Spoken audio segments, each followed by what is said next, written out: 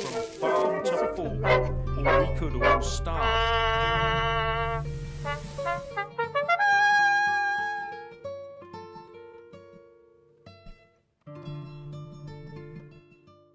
Oh, nothing like a bit of music. No, there ain't. I hope everyone is doing well. Well, while everything's been going a little bit crazy in the House of Commons, well, that leads me on to this rather spectacular moment. So let me just share this first. Oh, I thought this was brilliant. May I actually just begin by saying, genuinely, how sorry I was to hear that the Honourable Lady will be standing down at the next election. She and I joined this House at the same time, and I know she has contributed much to her party and to this place. The Deputy Prime Minister, I thank him for his kind words, and we did join this place at the same time, and I'm pretty sure we'll be leaving at the same time.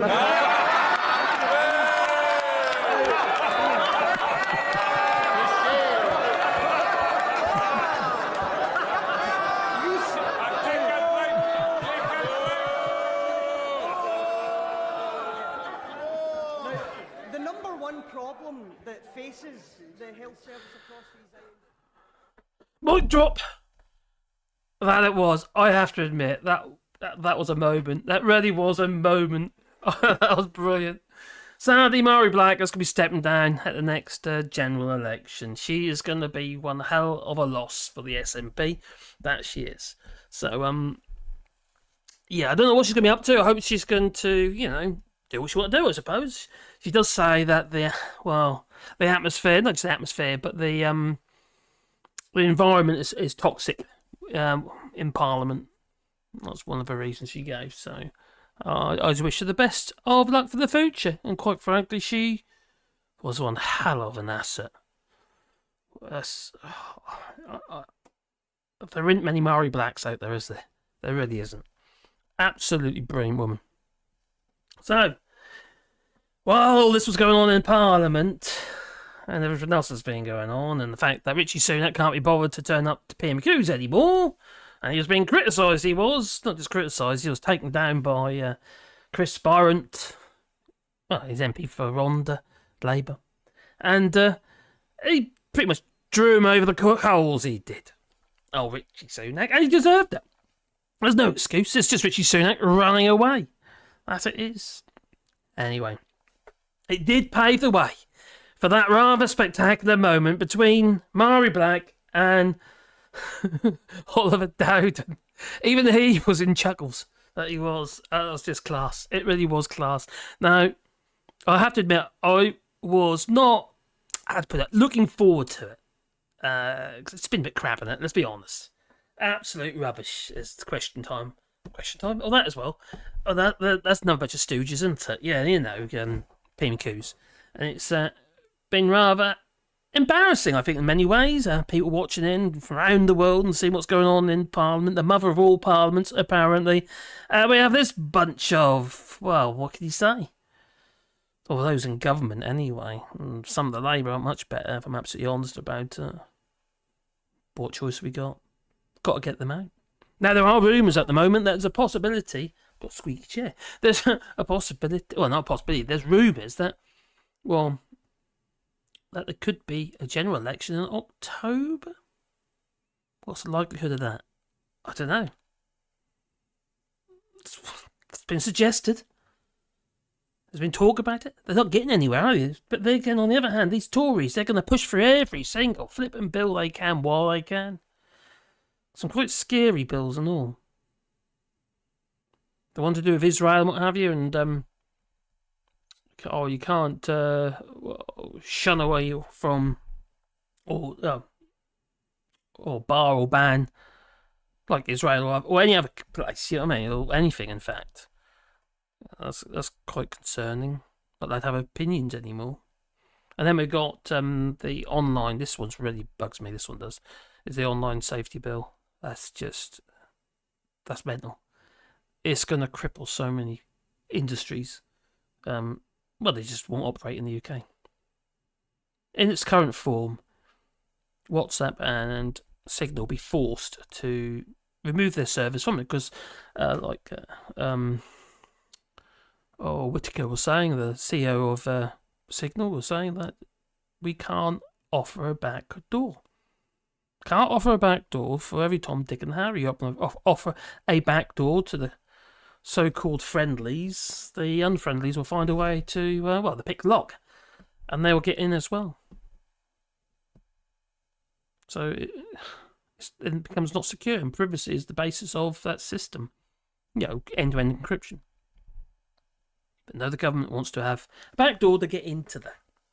Well, even all. And then today, we had, all this was going on and other stuff. No one seemed to be talking. Oh, yeah, and the King going to Scotland with rather a mediocre audience. Their little flags. There were strikes in Westminster. Teachers' strikes. There was a picket line and what have you. Well, it hasn't been really reported on. Just like when we see the anti-Brexit protests, ever since Boris Johnson got in 2019. Fools. That they are. Oh, my giddy aunt. I'll turn that down a bit. And, but there's a bit of reverb on that, wasn't there? And, he got in 2019. There was a squeeze put on the BBC and various other news outlets. Yeah. By the Tories. And as such, these things weren't reported on. They were suppressed. There's only like people like me and others who'd share that kind of stuff, and you might occasionally get something even in the garden, but even that seemed to be quite weak reporting. Yet there was tens of thousands, hundreds of thousands of people there. It's just bad. But there again, on the other side of the coin, we did get to see the King in Scotland. Ain't it lovely? Has Scotland got their stone back? Their stone a scone? Scone? Did they return it in the end? Because they were dragging their heels about it. Well, it was quite heavy, I suppose. Well, teaching is not an easy job, is it? I wouldn't want to do it. Not be funny, but many of the kids are not appreciative. They go when they're younger, but when they get in teens or whatever, in the secondary school, they're not appreciative at all of what you're trying to do for them. They can be right little bastards. I know I was. So, teachers do feel a little bit undervalued and what have you. What's the compensation for the fact they're treated like shit? Money.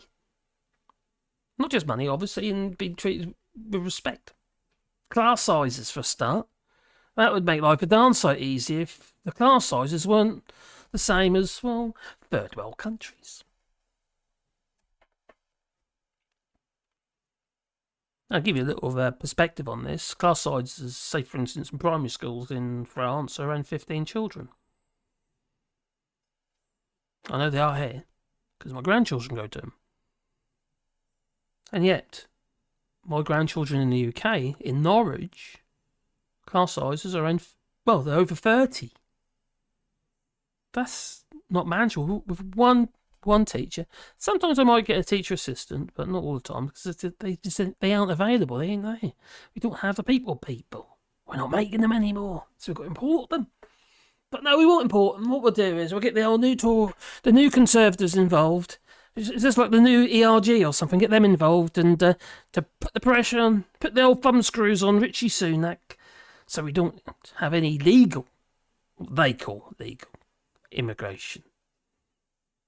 Doesn't make a lot of sense to me. The whole thing just seems completely utterly messed up. Is it about the optics? Just arrogance?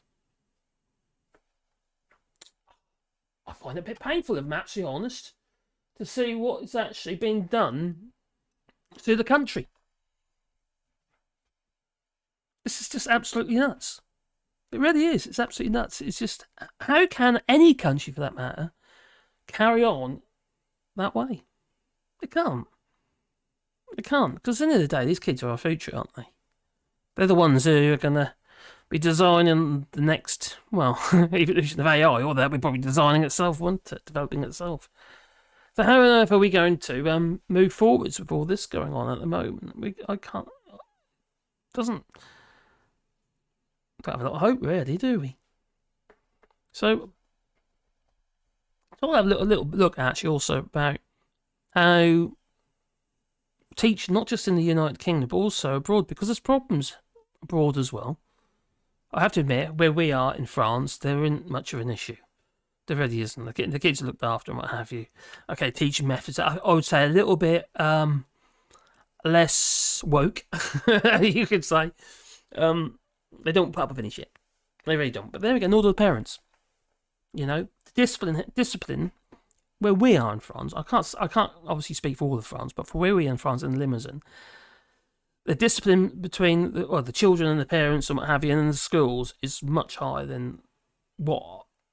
Well, even when we were in the UK, when Caroline used to work in a school, she was a carer for a disabled girl, and as such, it was tough.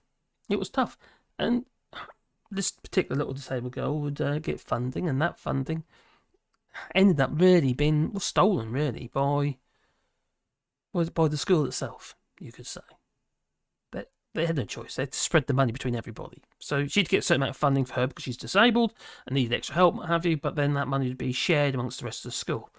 And this was a voluntary controlled school, so they were able to do that, I suppose. But it doesn't make it right, does it? No, because in their day there was this little girl's. She couldn't walk. She's in a wheelchair. She had a pretty severe. She was one of twins, and she was starved of oxygen, so she had problems. But all up there's okay, but her body was a little bit buggered up. So so things are different here in France to the UK. There's massive comparisons. It won't be the healthcare. We can make huge comparisons, but that even when I was in the UK last, it's just chalk and cheese. It really is. You get treated here in good time. The blood tests come back within a day, maybe 2 days. You go and have an X-ray, and you come out with the X-ray. You've already seen the consultant. It can all happen within a half an hour from arriving. It's nuts. It really is. It's nuts, and it's in comparison to what's going on in the United Kingdom. Now, my feeling what's going regarding the healthcare in the United Kingdom, I think it's very much sticky plaster. Something goes wrong, they try and fix it instead of preventing it going wrong in the first place. That doesn't make a lot of sense. We need preventative medicine. We need a healthier population for a start. If you look at the populations like, in the Netherlands, for instance, what have you, they're far more healthy than we are. They're taller for a start. And we eat a lot of crap. I brought some of those habits over with me to France. I still eat some crap. Although we do grow quite a bit of food and we eat a lot of good stuff as well, I still eat too much flipping food, and as such, I'm fat. Borderline obesity, I imagine. It's my own fault. A lot of this habit driven and being surrounded by 24/7 takeaways.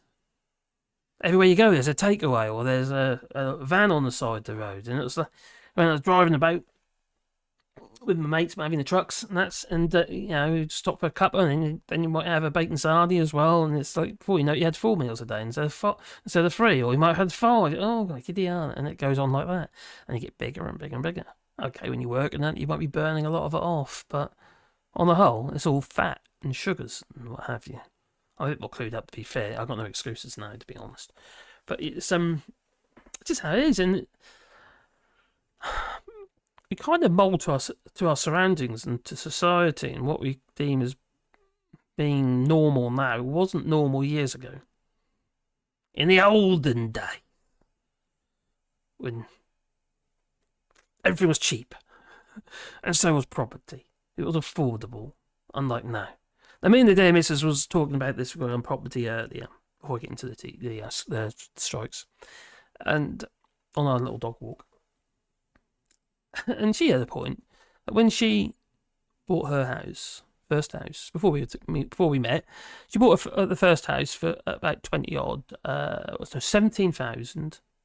But her the average wages at the time were around 8,500. So it's about double what your actual, what the average wage was, what the price of the actual house was that she bought. Okay, so if you think today's average wage is around 30 odd thousand, you could make an assumption, I suppose, that the average house, or a similar house, sorry, would be around 60,000. Because it's not.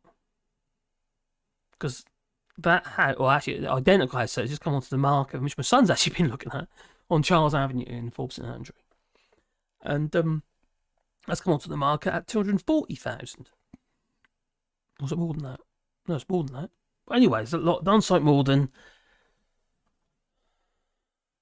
120,000, say. Yeah. So, no, done site more than 60,000. I do apologise. 60,000. I was thinking if there's 2 people working, that'd be 120,000. So it's doubled again, isn't it? So it must be 4 people working. So all the people go on about, oh, when I bought my house and the interest rates were 15% or 16% or whatever they might have been back then, because I think it was about 15% when Caroline bought her first house. So houses were cheap. You could argue the same when my dad bought his house, his first house. It was £800 when he bought that place on Charles Avenue. Yes, another house on Charles Avenue. So, the cost of these properties in relationship to what the earnings were, everything was relative. But now it seems that everyone seems to need 2 jobs in the family, as in, him and her both working full time, put the kids in nurseries and what have you, just to be able to make ends meet. Just so you can have a family and maybe go on a holiday if you're lucky. It's become unmanageable. The way that we live today has become it's not manageable, and it's not really sustainable, to be honest, because for various reasons. One is people are knackered. They're absolutely knackered. Whether it be that you're just tired, make you a bit grumpy, what have you, relationships then break down, don't they? Or whether it's the stress of it all. And then you bring that stress into the home, and that causes pressure on the relationship as well. I'm quite lucky. My dear missus, she puts up with me. She really does. She's a little darling, really. We've been together, 34, 35 years. Married 30. 2 weeks ago. So it's, it can't be wrong. She's a bit older than me. It's about 9 years. She's 9 years older than me. So it clearly isn't wrong because we're still together. So, although sometimes I think it is. But yeah. But coming back on the old teaching now, I think that's like both parents trying to have a family and working full-time job and actually teaching when you tend to bring the work home with you. Isn't that a bit of a... It's a recipe for disaster, isn't it? No wonder the teachers want to be recompensed for it. Why the hell shouldn't somebody who's done a huge amount of training and have to put up all that shit earn a decent wage? Or they get, you should better manage on that. Same with the doctors and the junior doctors. You should better manage on that. It's bollocks. It's almost like it's just trying to justify their wages. They should be earning good money. They shouldn't have to be going to flipping food banks for a start. That's just... What the flipping hell's all that about? I think it's rather uplifting. I don't care what Jake Rees-Mogg says about them. There's nothing uplifting about food banks. It's embarrassing. People don't go to food banks because, we're going to save a few pennies, that'll be good. They go to food banks because they have to. It's embarrassing. It's just embarrassing. You feel like you're a bit of a failure. Can't support my kids, or can't do this, can't do that. Can't be easy. It really can't be easy. Now we've got food banks in the hospitals themselves. I don't know about schools, but in the hospitals. We've got food banks in military barracks. That's just not right. And you've got Mercer. Johnny Mercer, was he defence minister or something like that? Anyway, Johnny Mercer going on about, they're doing it through choice or whatever. Missing the actual problem, the fact that the cost of living crisis has squeezed everybody and they can't afford to live. When you put on that kind of pressure and what have you, you've got a family, that pressure, that stress, that worry, ends up getting rubbed off onto your kids. What I mean is they get stressed as well. They get worried. Kids get... They not just sense stuff, they're talking to the youngsters, but the older ones, they think, mum, dad getting a divorce. All the little things go round and round in your head, don't they? Nearly all their friends are divorced. They think, what's different, in my family? No, one of, in the same school, which Caroline used to work in, there's one little boy there, he's actually started a charity now, but the story, it is, but the story is fact, but it's, there was a place called a car sales place called Constitution Motors in Norwich. Anyone on here is from Norwich, they'll probably know what I'm talking about. It was a Nissan dealership. Well, the guy who was the boss there, of that Nissan dealership, he killed himself. He took himself in the woods with a belt, and he hung himself from a tree. That's what he did. Stress through his workplace, and also the fact that I think his missus might be masturbating. But there you go, that's another story. But the little boy. Well, the thing is, what makes it even more kind of disturbing is that boy's basically little boy's grandfather, he also did the same thing. So a little boy came into school one day, says to my dear wife, "Am I going to hang myself?" Or will I kill myself? Something, words to that effect anyway. I can't remember the exact words. And you could imagine what was going through that kid's head. He needed counselling. He did need counselling, which took absolutely ages. Even back then, it took months and months and months. It was really down to the teachers really to try and console him. But he needed help. The little boy now though has actually started. I can't remember the name of the charity, but he started a charity. We're still doing it, what have you, for children of parents who basically killed themselves.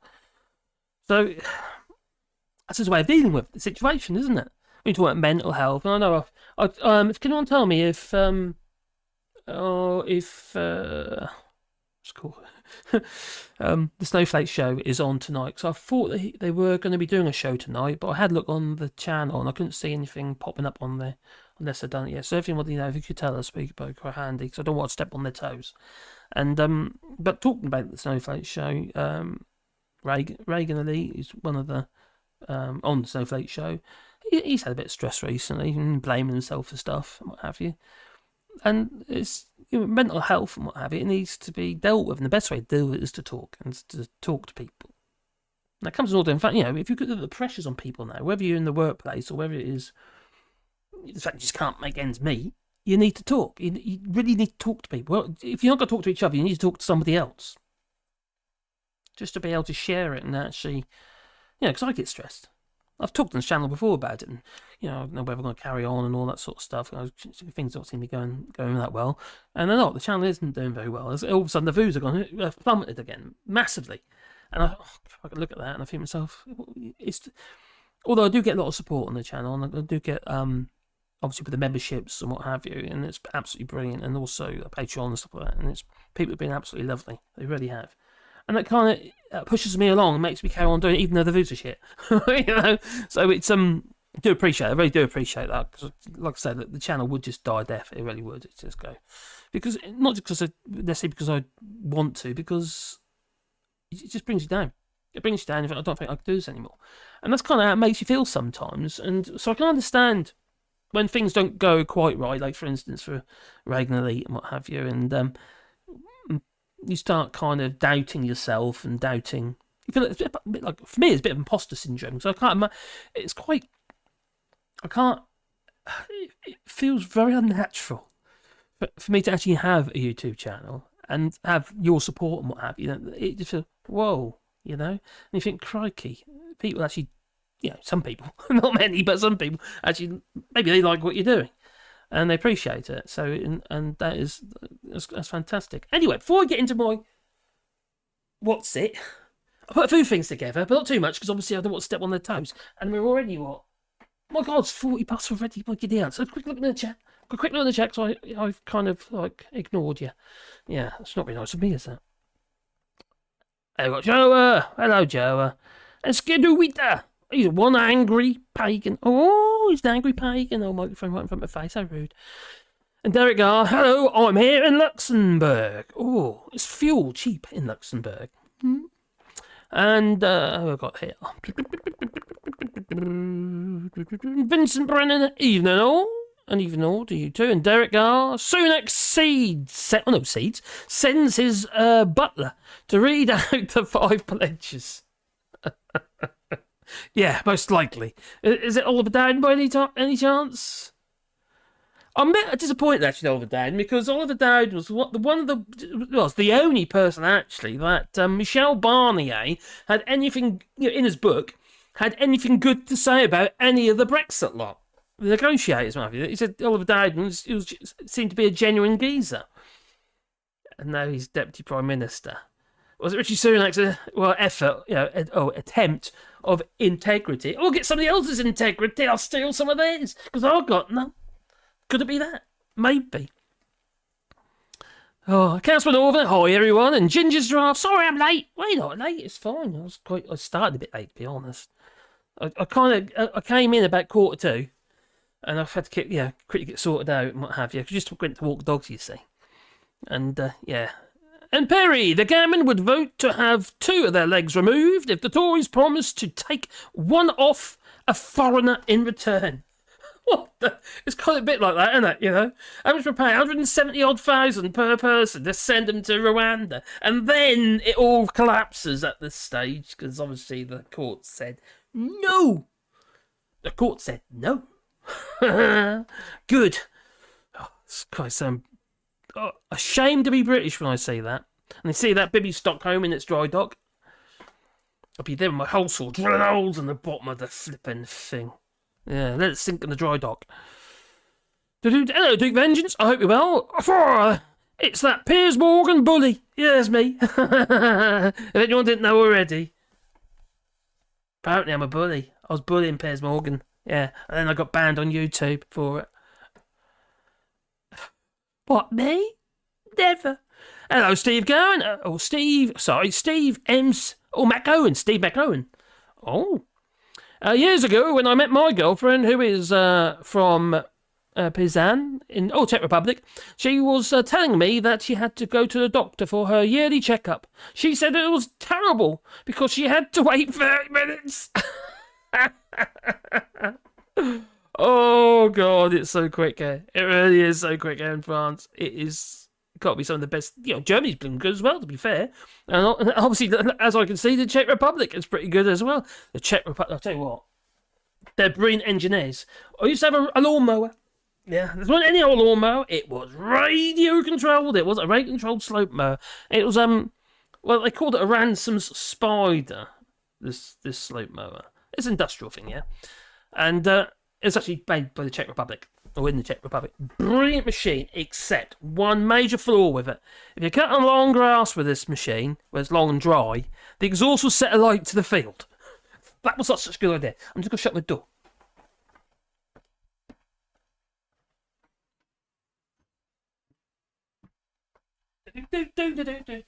Because the flies will come in.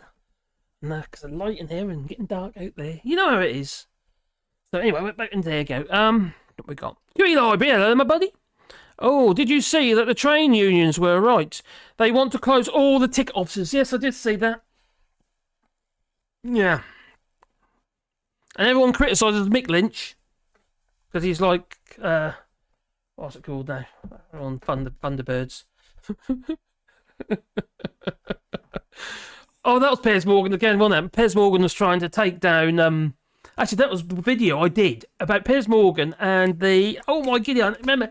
Oh, the of the Thunderbirds.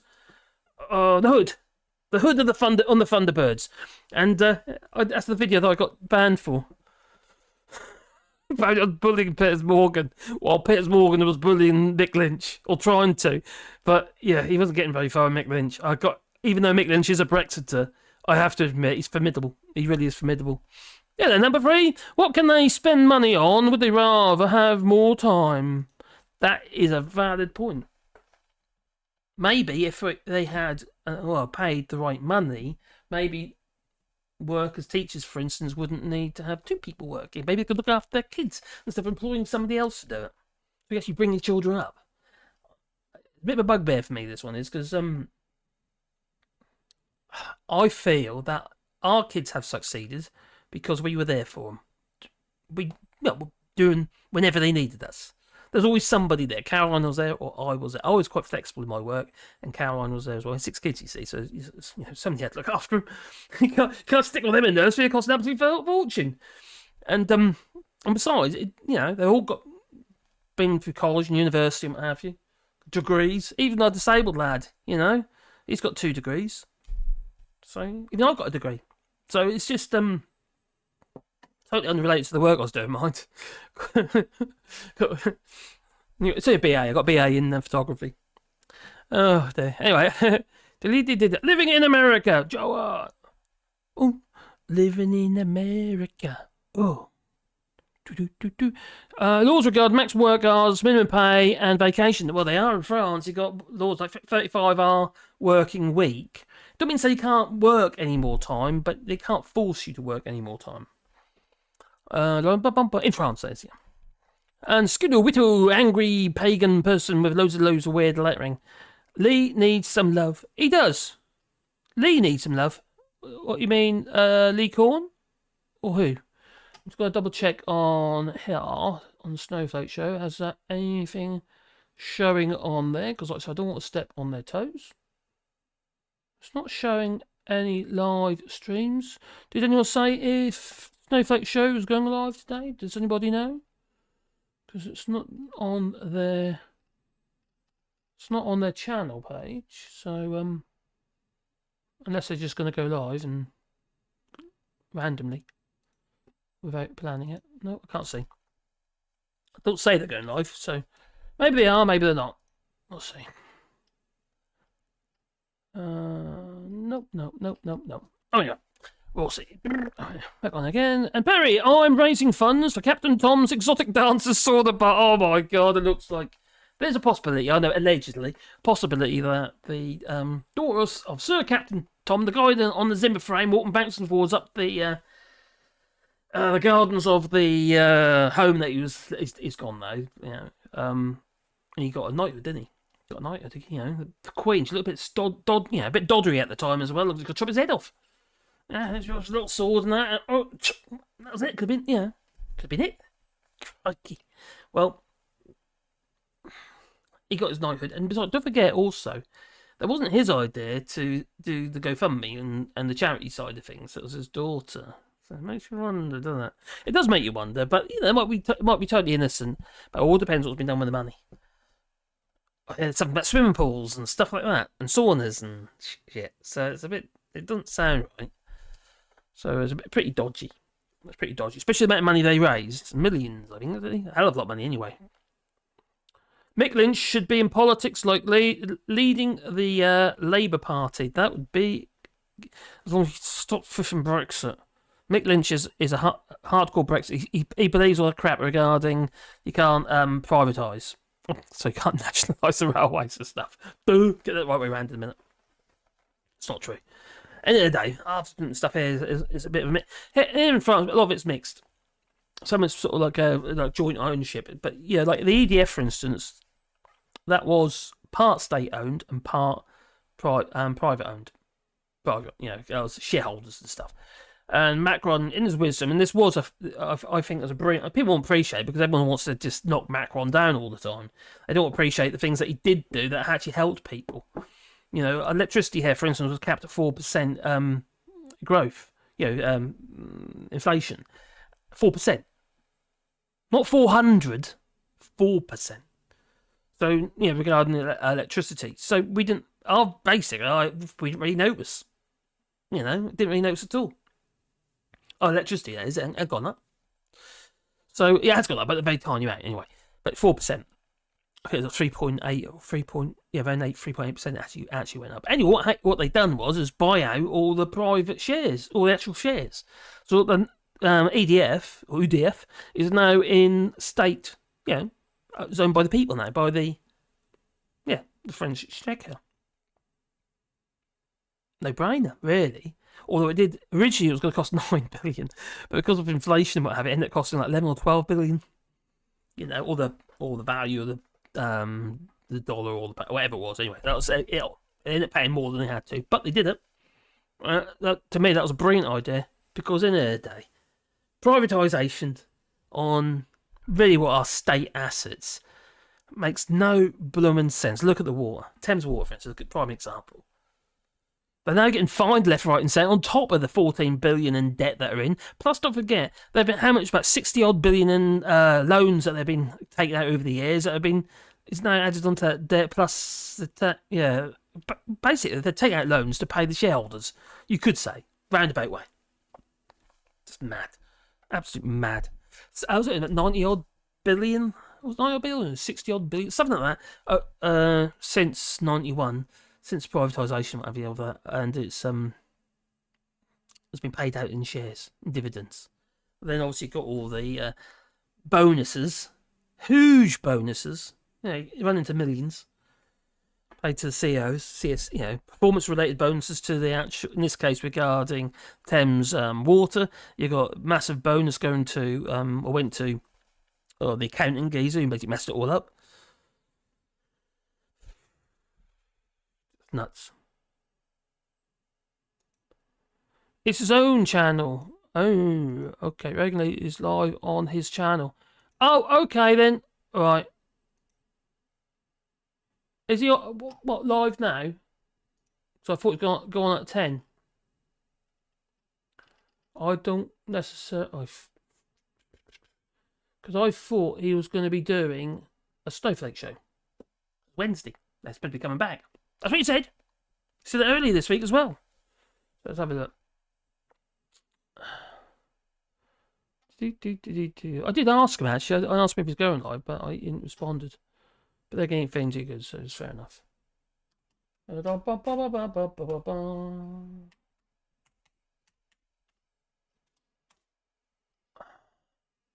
Yeah, God. Snowflake's viewpoint. Blah blah blah blah blah blah. Okay. I don't know when he's live too. I'm looking. Oh, it's been live for half an hour, so it's not the usual time anyway. Oh, okay. Well, that thing's changed there, isn't it? Okay. Might be why the views are low. Alright, I take it they're not doing a live for the Snowflake show, so that's a bit odd. It's all a bit odd. What is your opinion of what? Sorry, I mean off what? Yeah, my opinion of what? It's been a waste of flipping time now, isn't it? Look at them. If you're off what, you got Ofcom. Both of them are just... They're regulatory bodies that aren't regulating. Although they are fining... Well, yeah, they're fining Ofwat is fining Thames Water and others. They've already had huge fines from, via the European Union, dating back. There were massive fines there. These fines, they run into millions. But who pays for these fines in the end? Oh, I wonder. It'll be those paying the bills. Which all it means is there'll be less money going into the infrastructure. Now, earlier this year, or last year, I think it was earlier this year, when they were getting all criticism regarding all the poop, all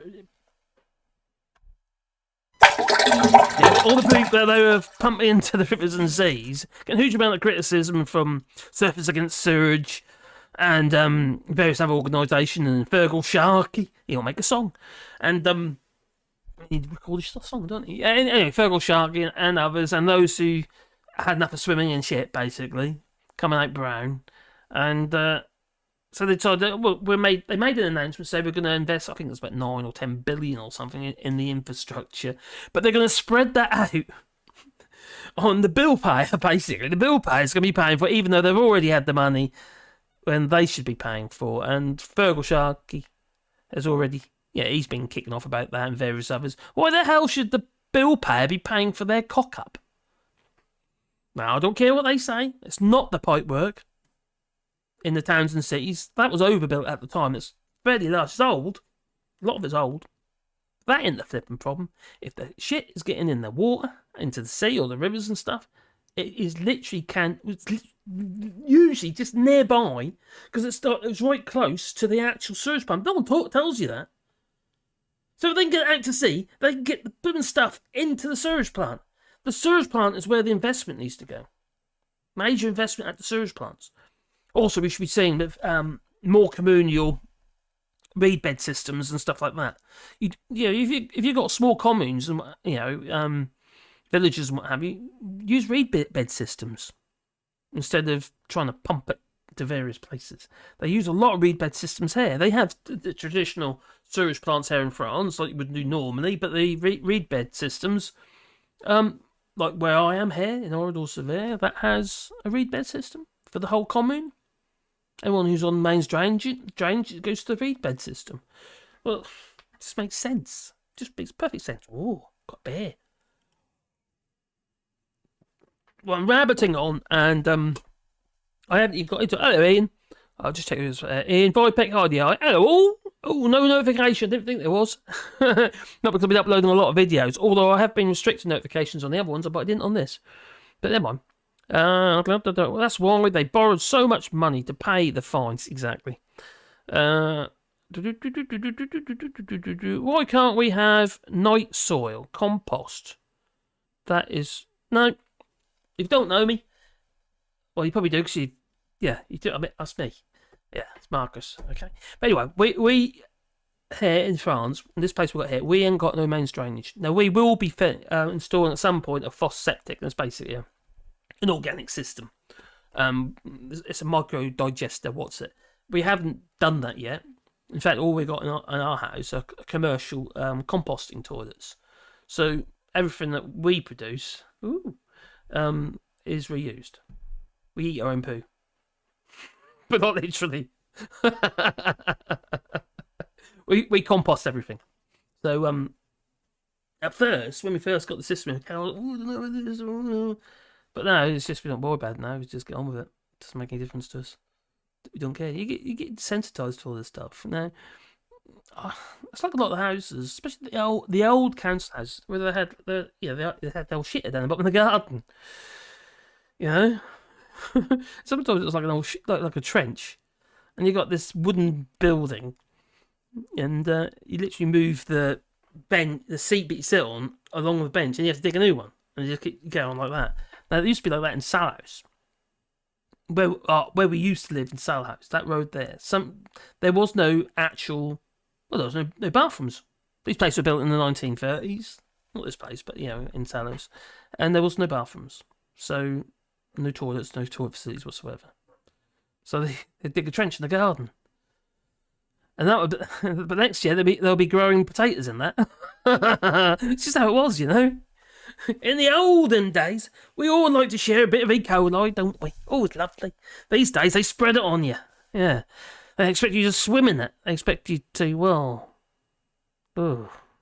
lovely. It's not pleasant, is it really? Not a pleasant thought. And I was talking about schools, wasn't I, really? I haven't even touched on it really yet, have I? No. Well, just a little bit, I suppose. So, with austerity, we've got Cameron and... all them lot to thank for austerity.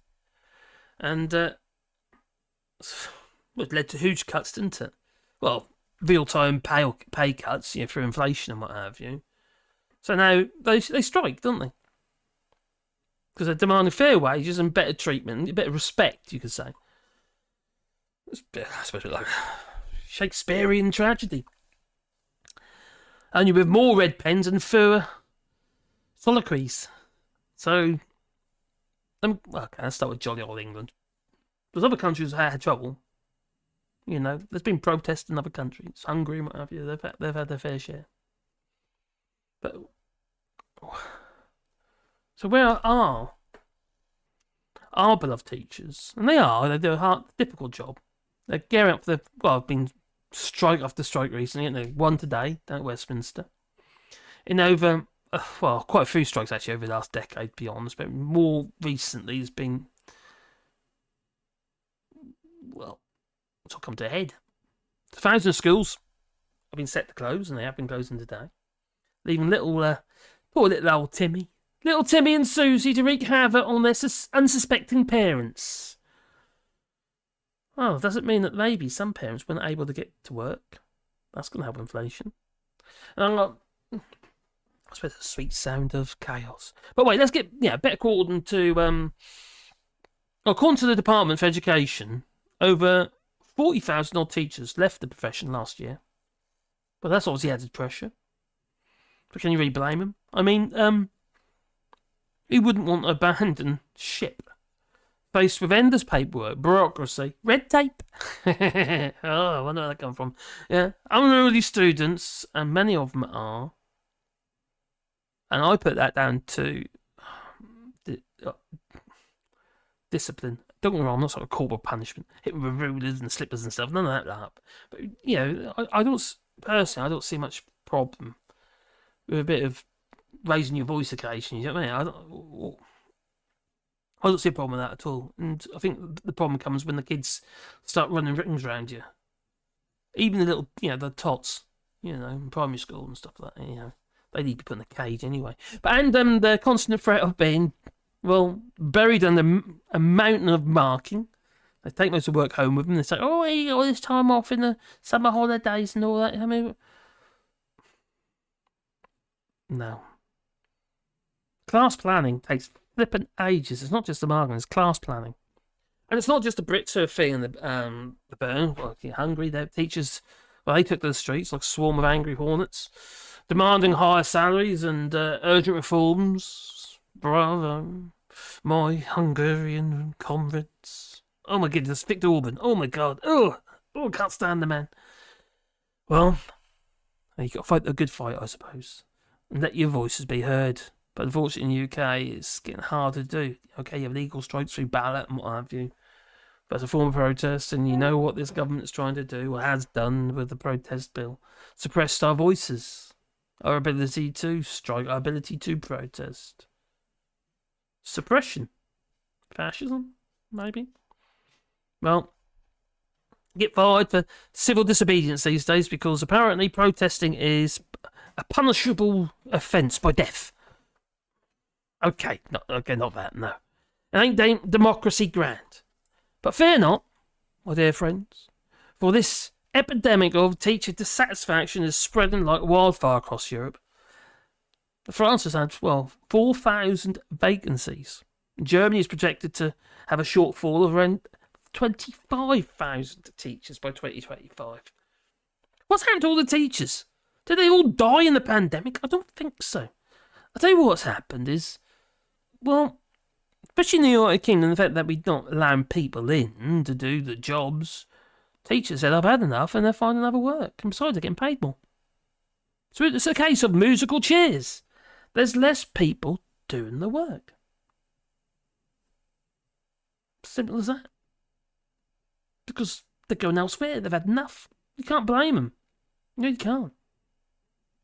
And these are people who have gone through the education system over a period of time and earned that right to earn good money. If the schools aren't going to pay it, well, they'd go elsewhere, wouldn't they? It's like that 5%. This is the thing. This is Steve not Steve Barkley, but what's the name? Whitley, Keegan, Gillian Keegan. Well, they're offered that 5% pay rise, and that'd be paid for out of the school funds. All right, my darling, how are you? Oh, she forgot the weedy bin. We have weedy bins now. Amazing, it's all at Mod Commons. So, you know. Put all sorts of stuff in there, including the missus. Oh, well. So it's like, I suppose, it's going to be like a case of, where's Waldo? Except instead of finding a bespectacled cartoon character, you're searching for a qualified educator instead. So good luck with that one, quite frankly. Just when you thought the strikes couldn't get any bigger, the next head of the National Education Union in the United Kingdom, in England, is warning of an even grander spectacle. Oh. All four education unions are teaming up, they are. And they're forming a united front against the powers to be. Not to be, that be. Yeah. The government, corporate entities be shaking in the boots, they should. Yeah, no, they don't. They just have a little rhetoric, don't they? Or at least worrying about its summer vacation plans instead. They won't be able to work either. Maybe there'll be more people at home. Maybe little old Rishi Sunak, that'll be his next excuse not to be at the PMQs. Maybe. But wait, there is a twist to all this tale. The government, in all its infinite wisdom, even I can't pull that one off, is contemplating overruling the recommendations of the independent pay review body. Who needs experts say, No one wants to listen to the experts anymore. They're bored of the experts. Michael Gove said that. Cokehead Gove. So, who needs experts when you have politicians who know absolutely everything about the teaching profession? Just look at Gullis. Jonathan Gullis, he was a teacher. We should listen to him, shouldn't we? No. Unfortunately not. Just ask any of them and they'll be happy to share their extensive experience of, well, not being teachers. So there you have it, folks. Teachers across Europe are also taking a stand demanding fair pay and respect. It's not just in little England. So let's hope the old powers to be, they're going to have to wake up, aren't they? From their sort of bureaucratic, slumber. And realise that education is not just a series of, test scores, maybe? And budget lines. It's about shaping the minds of the future. Brainwashing them. Urgh. And if you want, quality educators, you have to pay for them. Plain and simple. You really are. It's the same with nursing. It's not just about numbers, it's about value. Well, the strikes are going to continue. The government's going to do absolutely diddly squat. And it's going to be a game of chicken. Whoever gives up first is going to be the loser in all this. Well, just like the nurses' union. Well, didn't they just ballot against striking again? It's an absolute mess. Anyway, back into the chat. I feel really guilty now, going on top of Reagan's stream, but it's a bit too far into it. He already done half an hour, so it's a bit pointless. Because he'll be off in a minute. He used to do about an hour, doesn't he? Well, I do a Marcus hour. It's a different kind of hour. Yeah. Anyway, I've done nearly an hour, haven't I? Yeah, 53 minutes. Like a Brian, yeah. Are you watching tractor porn? Oh, every day. It's my favourite. I go into the Commons, I do, and I look at the old tractor adverts. That's what they are, tractor adverts. Yeah. Oh my god. Jim Doy. Oh, anything they can get away with, pretty much. Steve McGovern. Privatisation of health, education, security, energy, infrastructure just means that people get wealthier at the expense of the population for things which are vital for a healthy society. I'll give you an example. I listened to David Lammy. He's not my favourite Labour politician. He used to be one of my favourites, but when he started touting the old line and make Brexit work, another flippin' three-word slogan, did it start with the old spin doctor, Alistair Campbell and Tony Blair? Education, education, education. Well, anyway, David Lammy, he had a caller coming, on Sunday. Caller called in, talking about the one of his junior doctors that he was basically mentoring. Anyway, one of the junior doctors, and he did some procedures and stuff, and he's really pleased with himself. He wrote it all up as well, done all the paperwork necessary. Really, happy as a sandpiper. He goes to his car and he got a 40 quid flippin' fine. Because he overrun. Because he was doing procedures. Why the...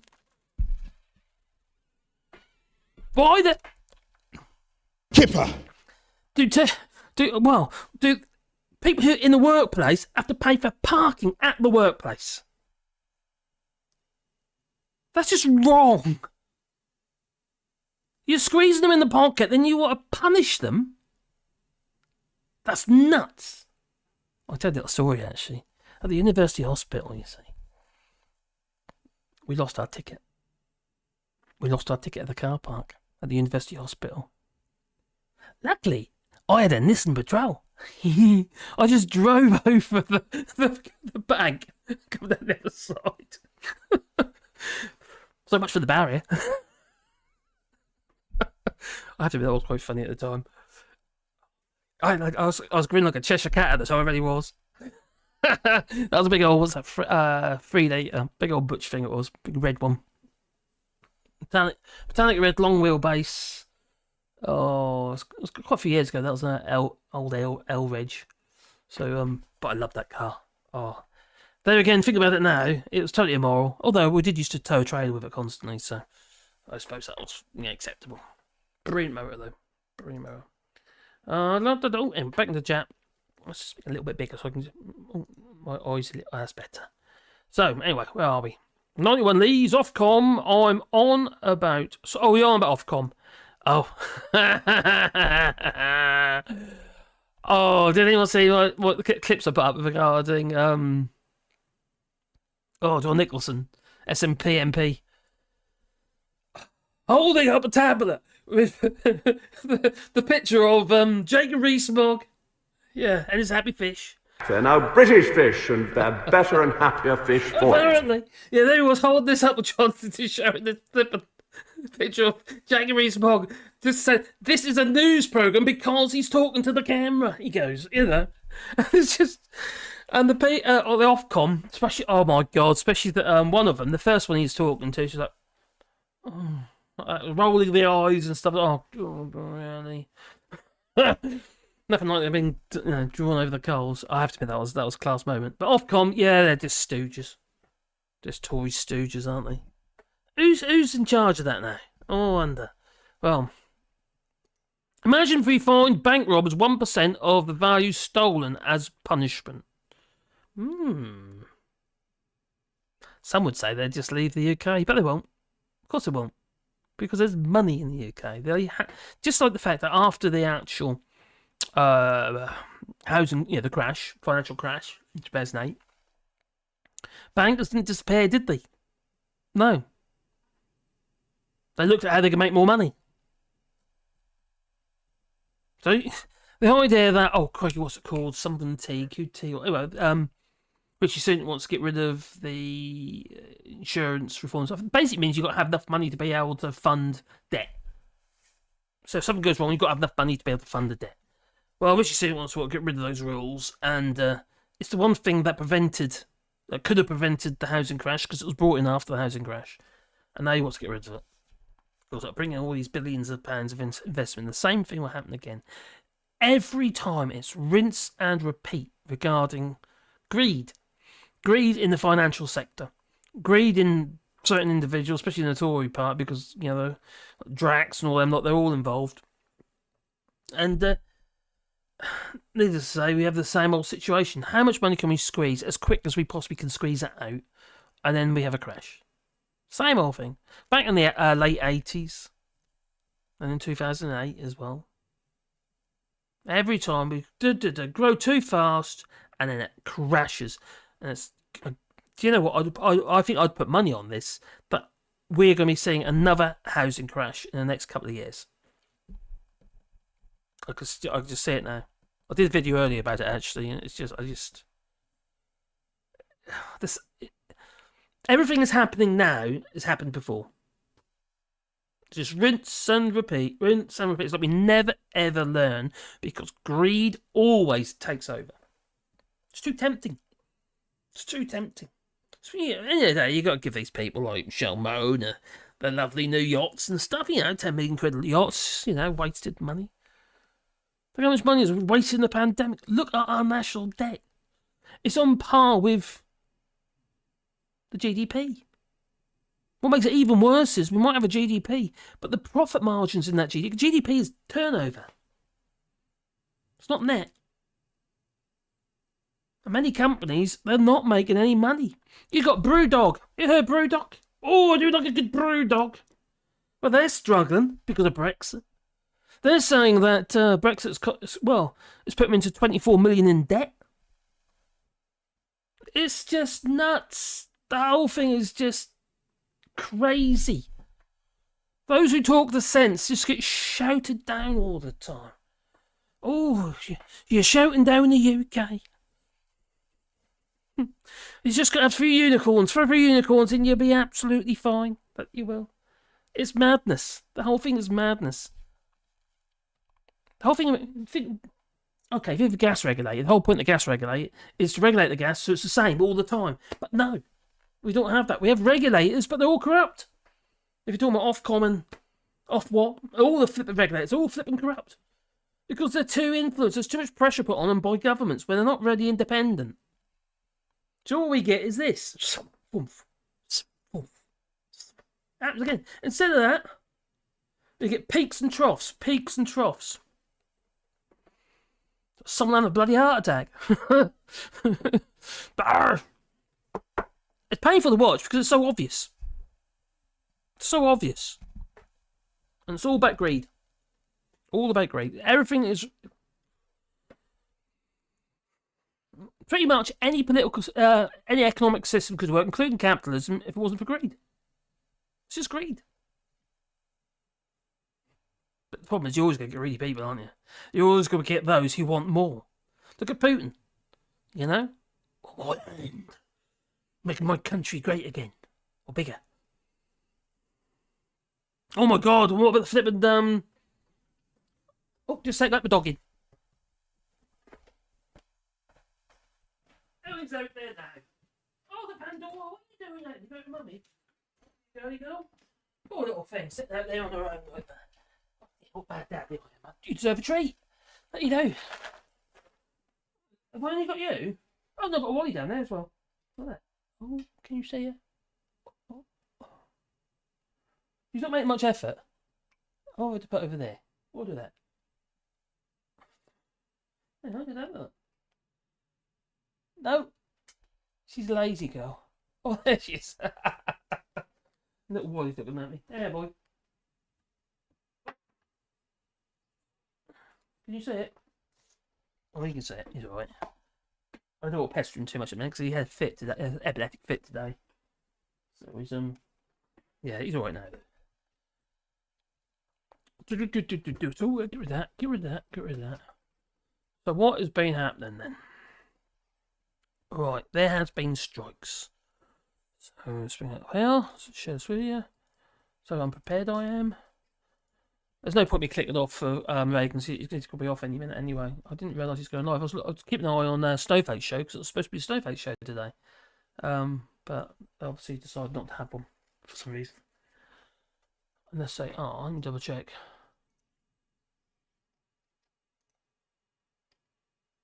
Nope. Nope. The last one was 2 weeks ago.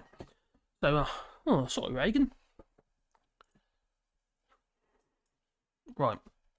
So, is it that one? No. Have I got on the wrong one? Where's on there? That's the wrong one. There we go. That one.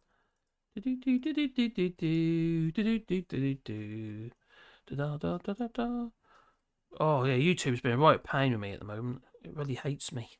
Oh no, what's going to happen there? Come back. Come back. I don't know what it is. I don't know what's going on, but God, some views are terrible. Anyway, let's have a drink.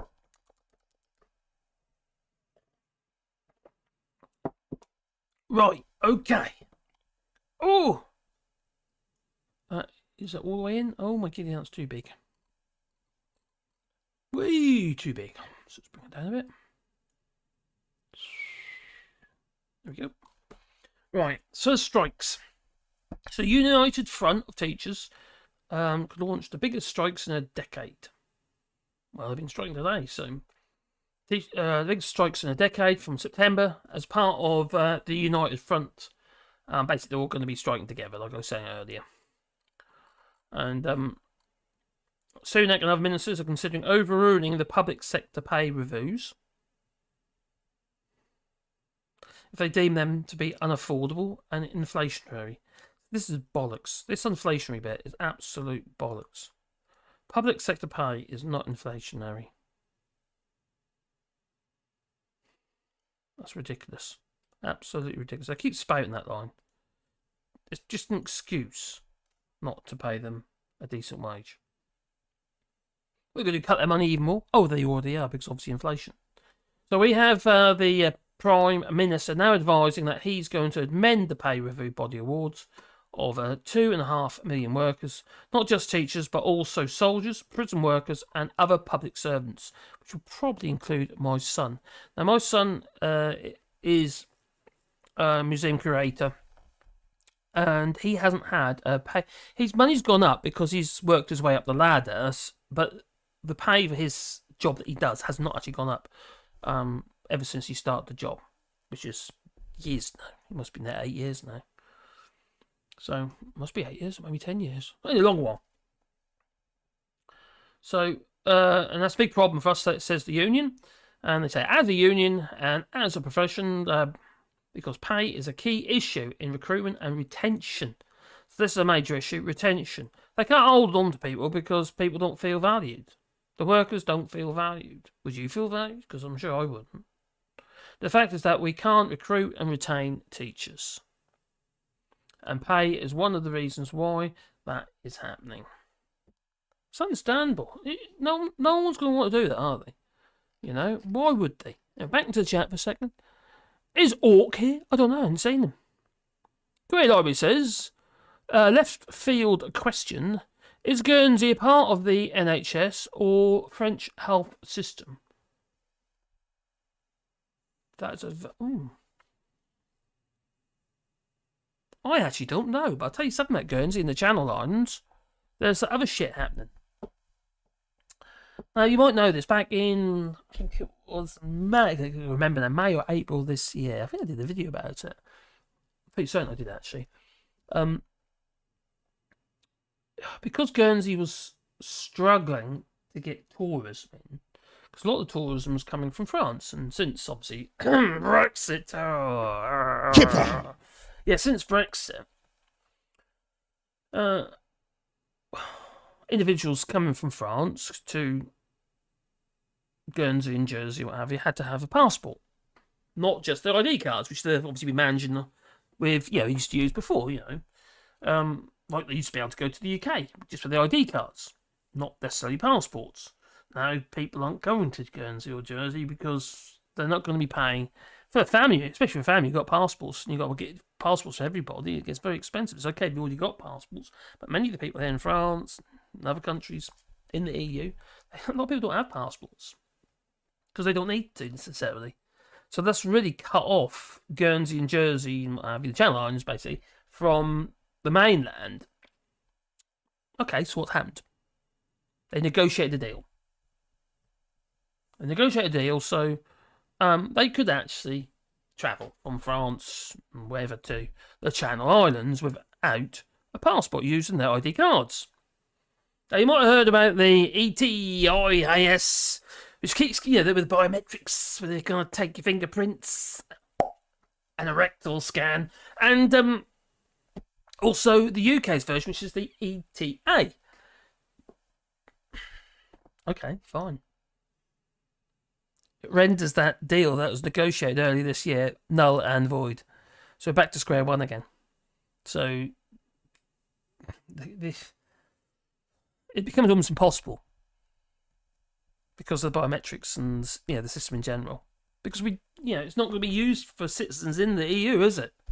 When we cross the borders here, there is no biometrics. Well, I'll say here, as in within the Schengen. Going to be for those who actually go through any kind of border control. There will be biometrics. Ain't going to work with the ETA system, which comes in force later this year, is it? I think it is. Or was it beginning of next year? Can't remember now. But anyway, when that comes in force, it's going to scupper Guernsey and Jersey again. So there you go. So I don't know the answer to that one there, Create IB. I'll have a look, actually. That's quite an interesting question. The problem is, it's all very well put an announcement on Discord if you follow Discord. I don't necessarily follow this. I go on a Discord occasionally, but I don't follow it. You need to put your announcement elsewhere, either on a post on YouTube or even Twitter or something like that. Okay. Thanks for that, Sonari. So there isn't any. Well, I'll gather that now. I don't have a publication schedule, so you won't be disappointed. Well, number 3 is also check out number 3's channel if you'd be most kind, because we all need a boost sometimes, and he's only just started, and it really is coming along, and it's from your early videos, you've been in about a week or so, haven't you? And to now, I like to see the development. You get more confident. And I'd really love to see that. I do. And the same with Reagan, From his earlier videos to the ones he's doing now, he's definitely gaining confidence. He's a bit... so I feel really guilty, actually. But it's too late now. It's progressed a lot you know, and confidence. And it does take confidence, even when you're making videos, so you're talking to your phone or, you know, through your camera or whatever it might be. It's an inanimate object, but it's nerve-wracking. It really is nerve-wracking. You get over it over a period. You realise it is an inanimate object. You don't have to upload it if you don't like it, you know. So when you're sharing your thoughts with other people and there's other people watching, you kind of think to yourself, well, they like me, you know. You get this imposter syndrome going, you know. It's just it's nerve-wracking. And when your views are low, it's kind of like people hate you. They don't like my videos. Oh, have I done wrong now? It's a bit like that, you know. Ninja Visitors, hello there. Did you hear about Sajid Javid wanting to double MP salary? Yeah, I did see that. Oh, crikey. What his argument was, is that double MP salary, but half them. Have half the amount of MPs in the... with that, I can't understand where he was coming from. It ain't going to work. Because, not be funny, the MPs... They do actually have a job to do. They might not do it, but they have a job to do. They've got constituencies to look after. And if you're half the amount of MPs, well, then you're not going to have enough people to do, look after the constituency, are you? Have to do the surgeries and stuff like that, even though many of them don't bother. In fact, the ones that do bother, they're getting stabbed. So,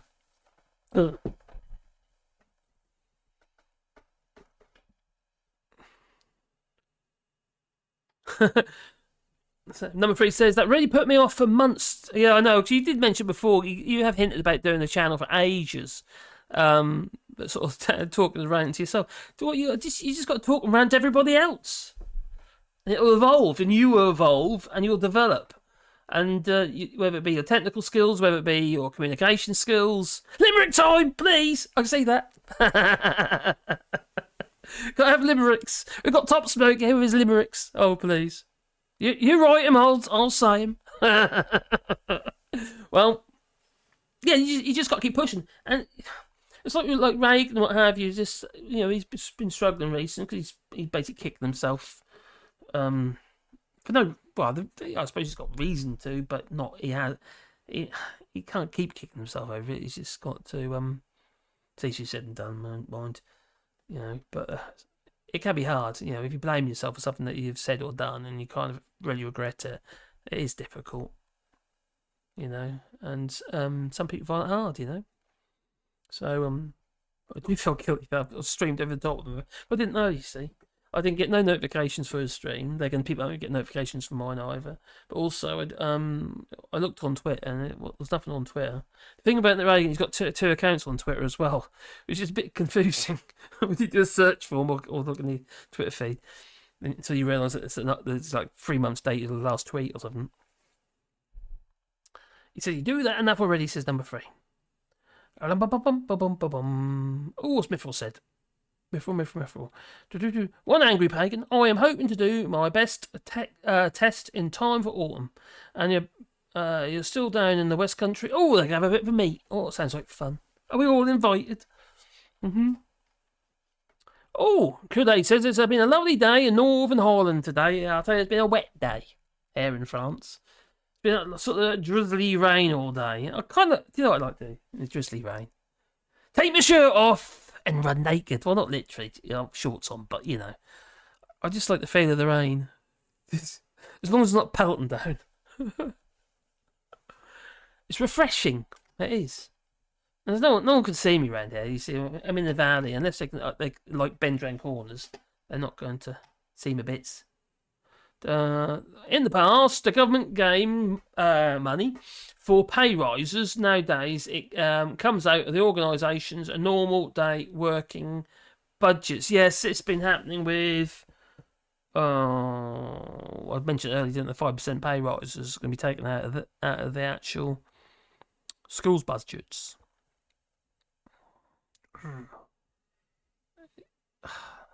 What happens then? They have to find the money for somehow. They've got to fundraise for it, or they have to cut the amount of teachers they've got, so people get sacked, or they end up having to buy less pencils. If they use pencils anymore these days.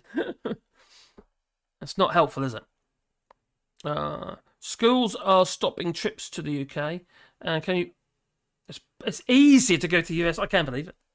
I can believe it. I did a video about it ages ago, actually. A few weeks ago, about school trips.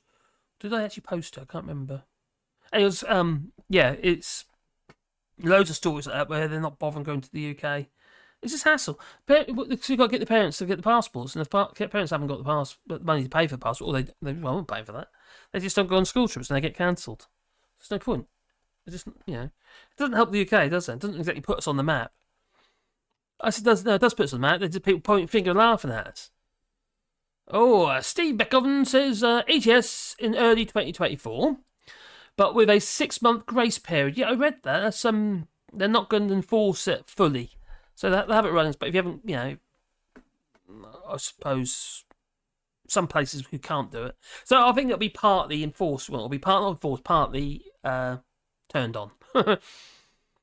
Most can pay just €7 fee. It lasts a few years as well. It's not just 1 year, is it? The €7 fee. It lasts 3-4 years or something like that. Maybe longer. I don't know. And you fill it out online, and it should be pretty quick actually. And the only problem is that Interpol alert is... The only problem is if an Interpol alert is triggered, then someone needs an interview. Yeah. So, yeah. If you're wanted. If you're a wanted person. Or if you haven't paid your council tax bill. I still remember a school... Well, no, it would be ETS, so that'd be ETA then, wouldn't it? I still remember a school ditty. Daisy, Daisy, show us your leg. 3 times. Oh. A yard above the knee. Ooh, all saucy.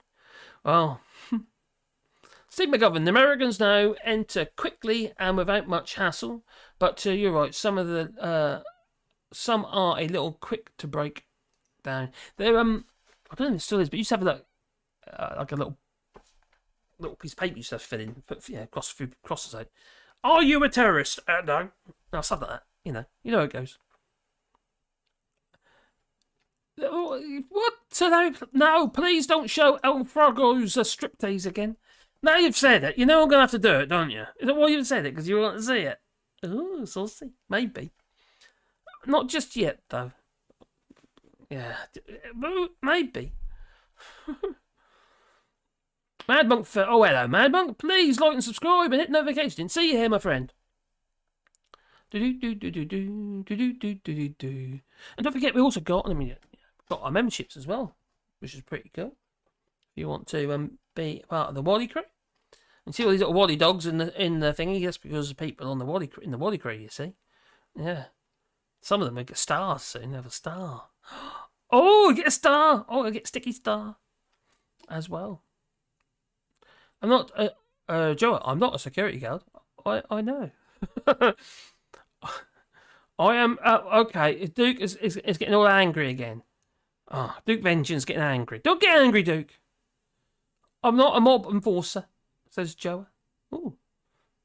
No, says Larry Cat, referring to, obviously. I'm too sexy for my shirt.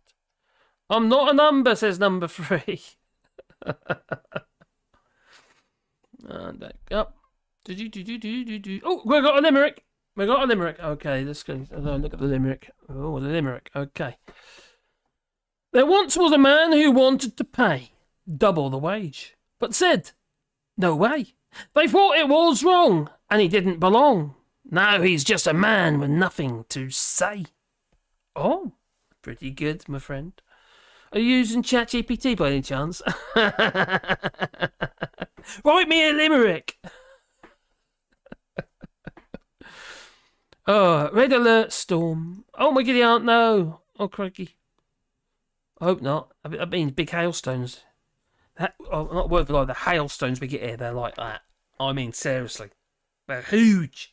They're bugging your car up, I tell you. And looking like a golf ball after it's finished driven. Yeah. It's quite funny, actually. Insurance, no, I don't use them anymore, but the insurance bloke from AXA, he had his BMW parked outside. And he come back to it, and all the roof, the bonnet, and the tail, the back end of it, whatever. I can't remember what it was. A car. Anyway, it was a car, but it was a saloon or what it was. I can't remember. But anyway, it literally looked like a golf ball. All the horizontal surfaces where the hailstones hit. Boom, boom, boom, boom, boom. So you have accepted the truth. Oh, it's felt nice, very kind of you. Thanks for everything you do. We have a pleasant community here. Do you know what? I agree, we do. And I think it's partly because I do actually read the comments, and if there's anyone nasty in there, I'll hide them, because the problem. I didn't used to. I want to give people the ability to say whatever they want to say within reason. But when people go on about a bit racist and stuff, I have to hide them, because all it does, it creates a problem further along the line. I noticed the issue become harder to deal with, so you just have to hide people. Otherwise, it becomes a cesspit. Cesspool, whatever it is. Is it cesspool or cesspit? Cesspool.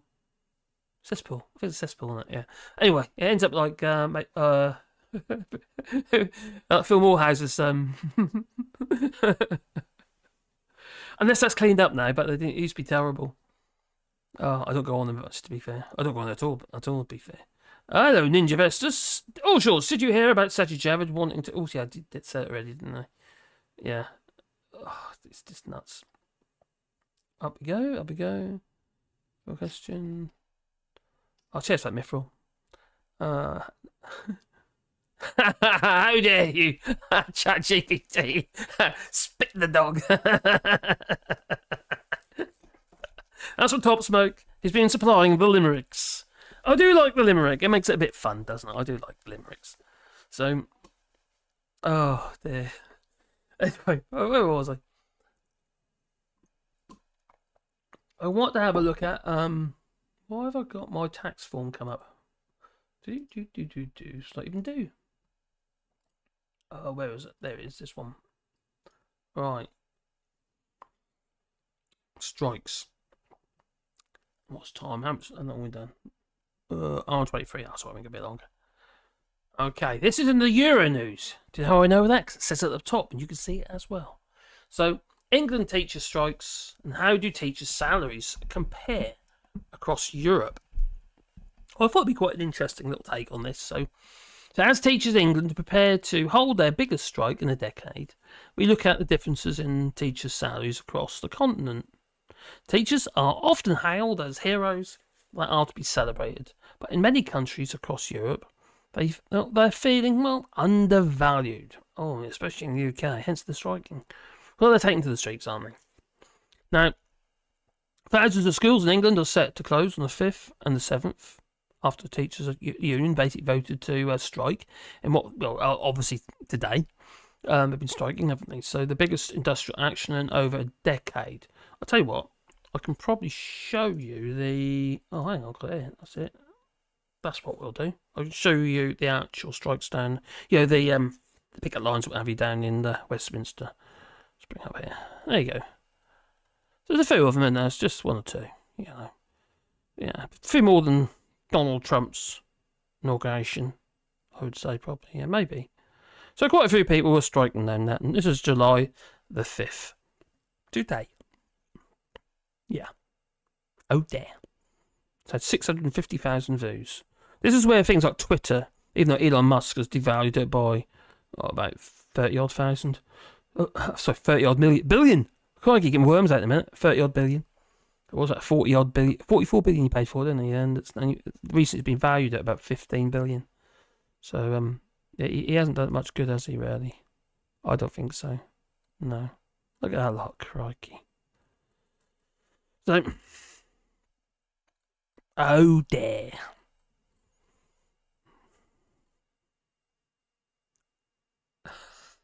This is the kind of crap they have to put up with. Listen to it. Look at this. These lefty teachers and doctors are the source of our ills. Spoilt, petulant, weak-woke, divisive, regressive mentality.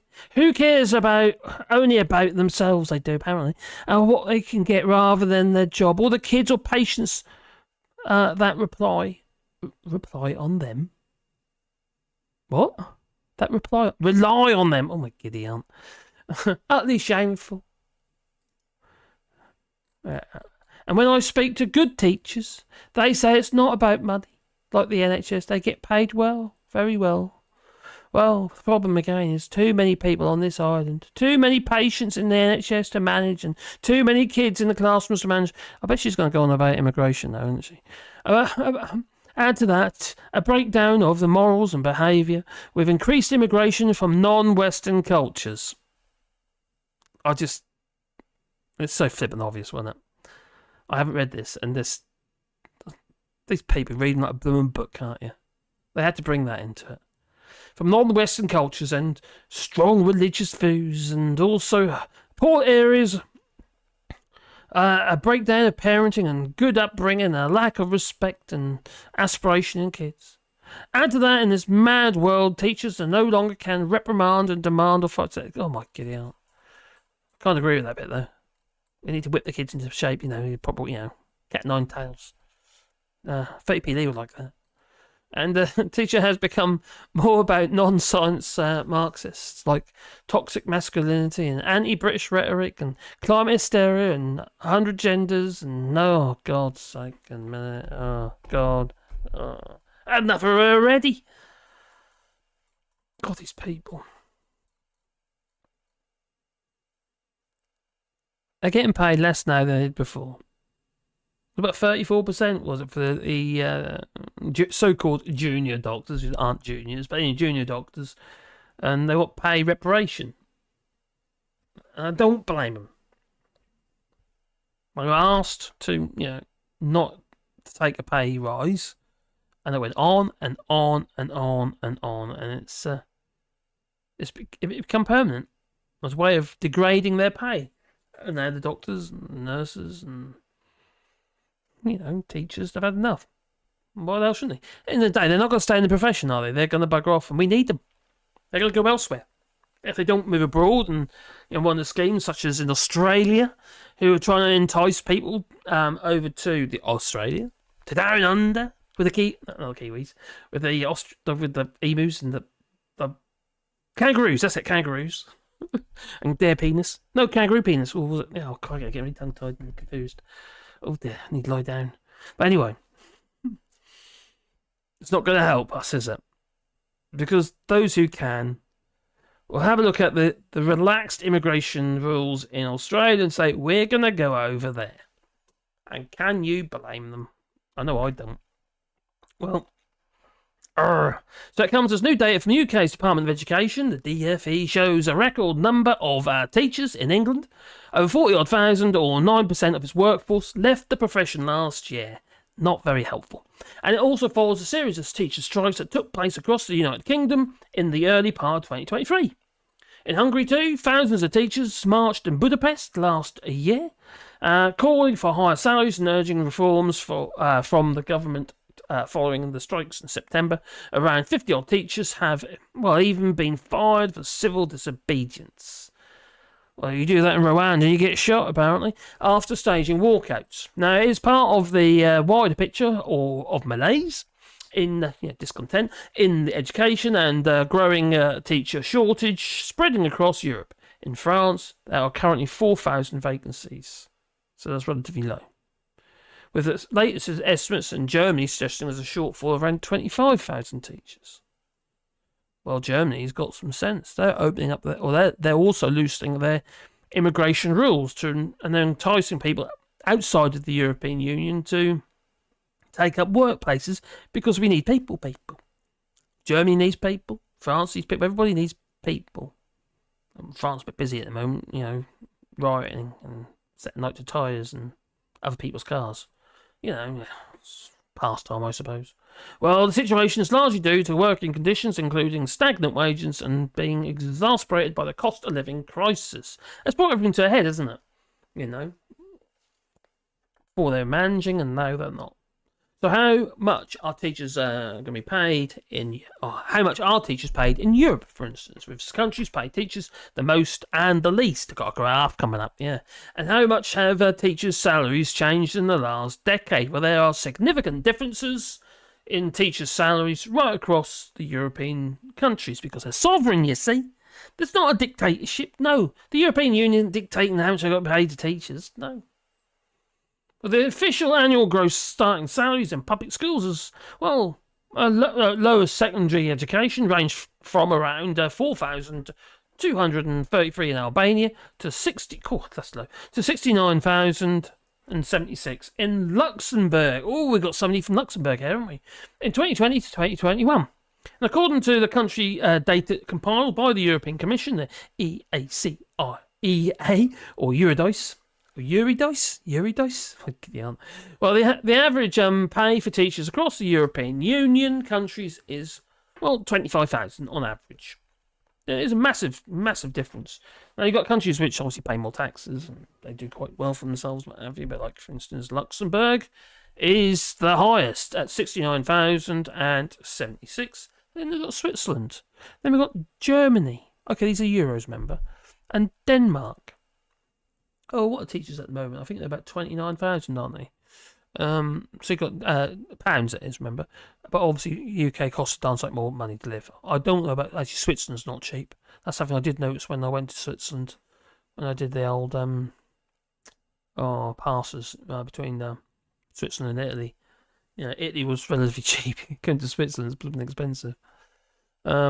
So Germany, Denmark. So Denmark's 47,900. Iceland 45,468. That's not the it's not the supermarket. And Norway 40,479. And oh god, how do you say that? I'm not going to. Netherlands 38,413. Ireland 37,000. Ireland, 692. Sweden 37,510. And Belgium 33,825. And Spain 30,992. And Finland 30,000. France 26,000. These are averages, obviously. And what was it? Starting salaries. Starting salaries, sorry. And France is 26,832. Don't forget, they all have different education systems, so whether they're high or low in the education system, so that might change things. Cyprus 24,000. It goes on and on and on and on. So the UK starting salary is about 29,000, I believe. But the working environment is very different. What was Romania? Cool, Romania. Hungary. No wonder they're striking in Hungary. 8,063. But let's be honest, these countries are cheap to live. I don't know what they are now, but they used to be. Like Poland and Hungary and what have you. They're all Bulgaria. It's very cheap to live if you don't mind the Bulgarian, that mafia. And the thing is, if you want to buy a house in Bulgaria, I don't know other countries like this. You have to set up Bulgaria, 7,731. You set up a company, a limited company, and you buy the house in the name of your limited company, and you own that limited company. So it's a roundabout way of owning the house. Your company owns the house, basically, as a foreign national. So we'll get into that next bit in a minute. Just check the chat. Hello, Gingers. An MD in the US, average base salary, blimey. An MD, 175,026, blimey. That's the average national wage in the Netherlands, is that? Blimey. So the teacher's starting wage is the national wage in the Netherlands. What was the Netherlands again? So a quick peek. That's quite high, wasn't it? It is quite high. 38,413. So that sounds like it's about the national wage as well. So Kebede was saying, anywhere other than London, you can swing blue whale about and still have room. Anywhere other than London. What? Why would you want to swing a blue whale about? Can you lift one? You can't even ask someone if they will strike, even if you are the person's boss. Blimey. Striking is something normal here. What is their problem? Well, it is.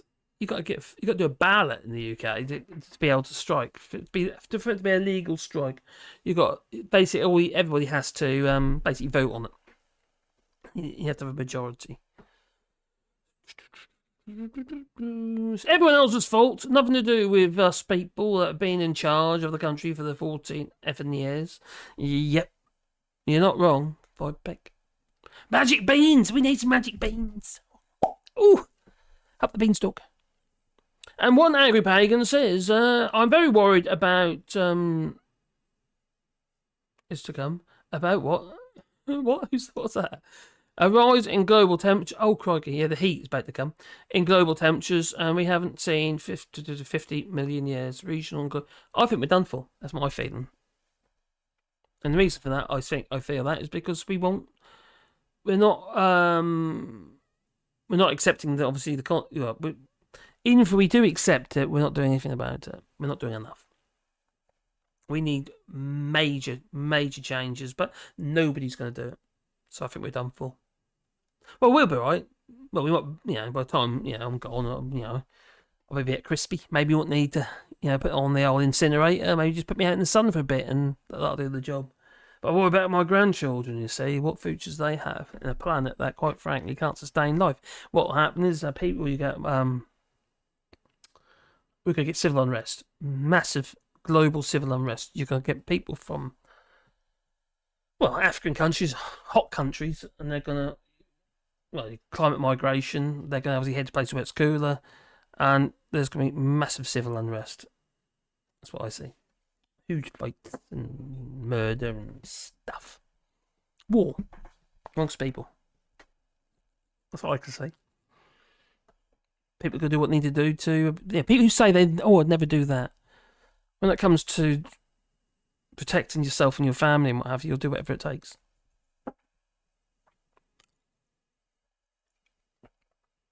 I'm not saying it's going to be in my lifetime. I'm just saying... every time they give us this outlook of what the future looks like, if about global warming and sea temperatures and stuff like that, and air temperatures, every time it's worse than what they first predicted. It's exponential. The problem is fueling itself, and the more fuel we put on the fire, we'll just burn our faces off. Scary thought, and a lovely note that. Yeah, thanks for sharing. Yeah, so you can thank me for cheering you up. £10. That Twitter post is from Britain First supporter. Yeah, I won't be a bit surprised. Oh my God, is that what's his name? Is that Paul Golding? Is that Britain First? Or is it something national? Oh, I have. Is that Paul Gold Britain First? Can't remember now. Oh, cheers, Mithril, for that. That's very kind of you. Do. I just found an 8-room manor house in Latvia for £47,000. An 8-room manor house in Latvia. Anyone feel like helping with the work on it? You can have a free room. Well, I could do that. Wouldn't be the first time. I was helping Graham Hughes out on his little island. Bennett, he's so shy. Graham Hughes, if you're watching, you're probably not, but you're prude. Sorry. And Speedos. Yeah, Speedos. He's got a thing about Speedos. Every time my little one, because he has the fit today, every time he makes a noise, I'm sort of paranoid. I don't know, Wally. Get him. Look, King Wally. He's expecting something. He's looking at me, he's like expecting something. Do you expect me to give you something? Is that what you're looking for? Or hoping for? He's my little buddy. God, scared the hell out of me with that fit. Good boy. Yeah, it's really horrible. What happens is he's I don't know if anyone's seen a dog have a fit, but it's frightening. It's an epileptic fit. And he goes really stiff. It's like really stiff like that. And his tongue sort of hangs out. It's like a death cry kind of thing, and then he screams. Something pulled up like wets himself and stuff. It's horrible. Really frightening. Wee! It is. Is he alright, Reagan? So I feel a bit guilty. I didn't realise he was on. So so I was looking on the Snowflake show, but I wouldn't have gone live over top of him. Not deliberately, definitely not. Other people maybe, but not. I saw a beautiful black cockapoo today. Oh, lovely. Well, we've got Dalmador, which is Sebastian. He's part Labrador and, well, Dalmatian. He's all white, but when his ears are spotty. But when you bath him, all the spots, you can see all the spots on the skin They show through his bar, you know, when he has his barb when he's wet. He's a bit of a character, that one.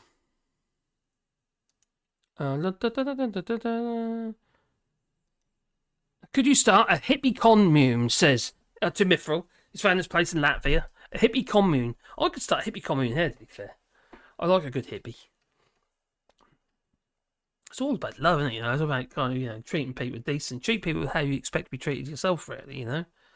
Yeah, a bit of laugh, a bit of fun with it, can't you, you know? But why can't we just be decent within reason? I'm not going to say I'm decent because I'm kind of a bit rude at people at times, but, you know, don't mean to say I hate people. Well, they can Brexiters. Do I hate them? I kind of feel sorry for them because, you know, they're a bit challenged, aren't they? To be fair, they can't help it. Put it like that, they can't help it. Anyway, I don't know. Back in. So teachers in France and Italy, they earn half of what they do in Germany. Let's all move to Germany. They're leaving aside Luxembourg, and the annual starting salary was above 50-odd thousand in just 2 weeks. Oh, 2 weeks, 2 countries, blah. Namely Switzerland, 66,972, and Germany, 54,129. So they value their staff. The annual salary in France and Italy was less than half the German figure. I have to admit that it's very cheap to live here, though, so I don't know. Bulgaria has well, it's not going to be as cheap as Bulgaria, mine, has the lowest annual starting salary among EU countries at 7,739. No wonder they try and find work elsewhere. Well, the figure is also below 10,000 in several other EU countries, such as Latvia. Someone mentioned Latvia a minute ago. It's found a 7-bedroom manor. Slovakia, Hungary, Romania, and Poland. Now, my son went to Poland recently. Well, a couple of no, just before the pandemic, actually.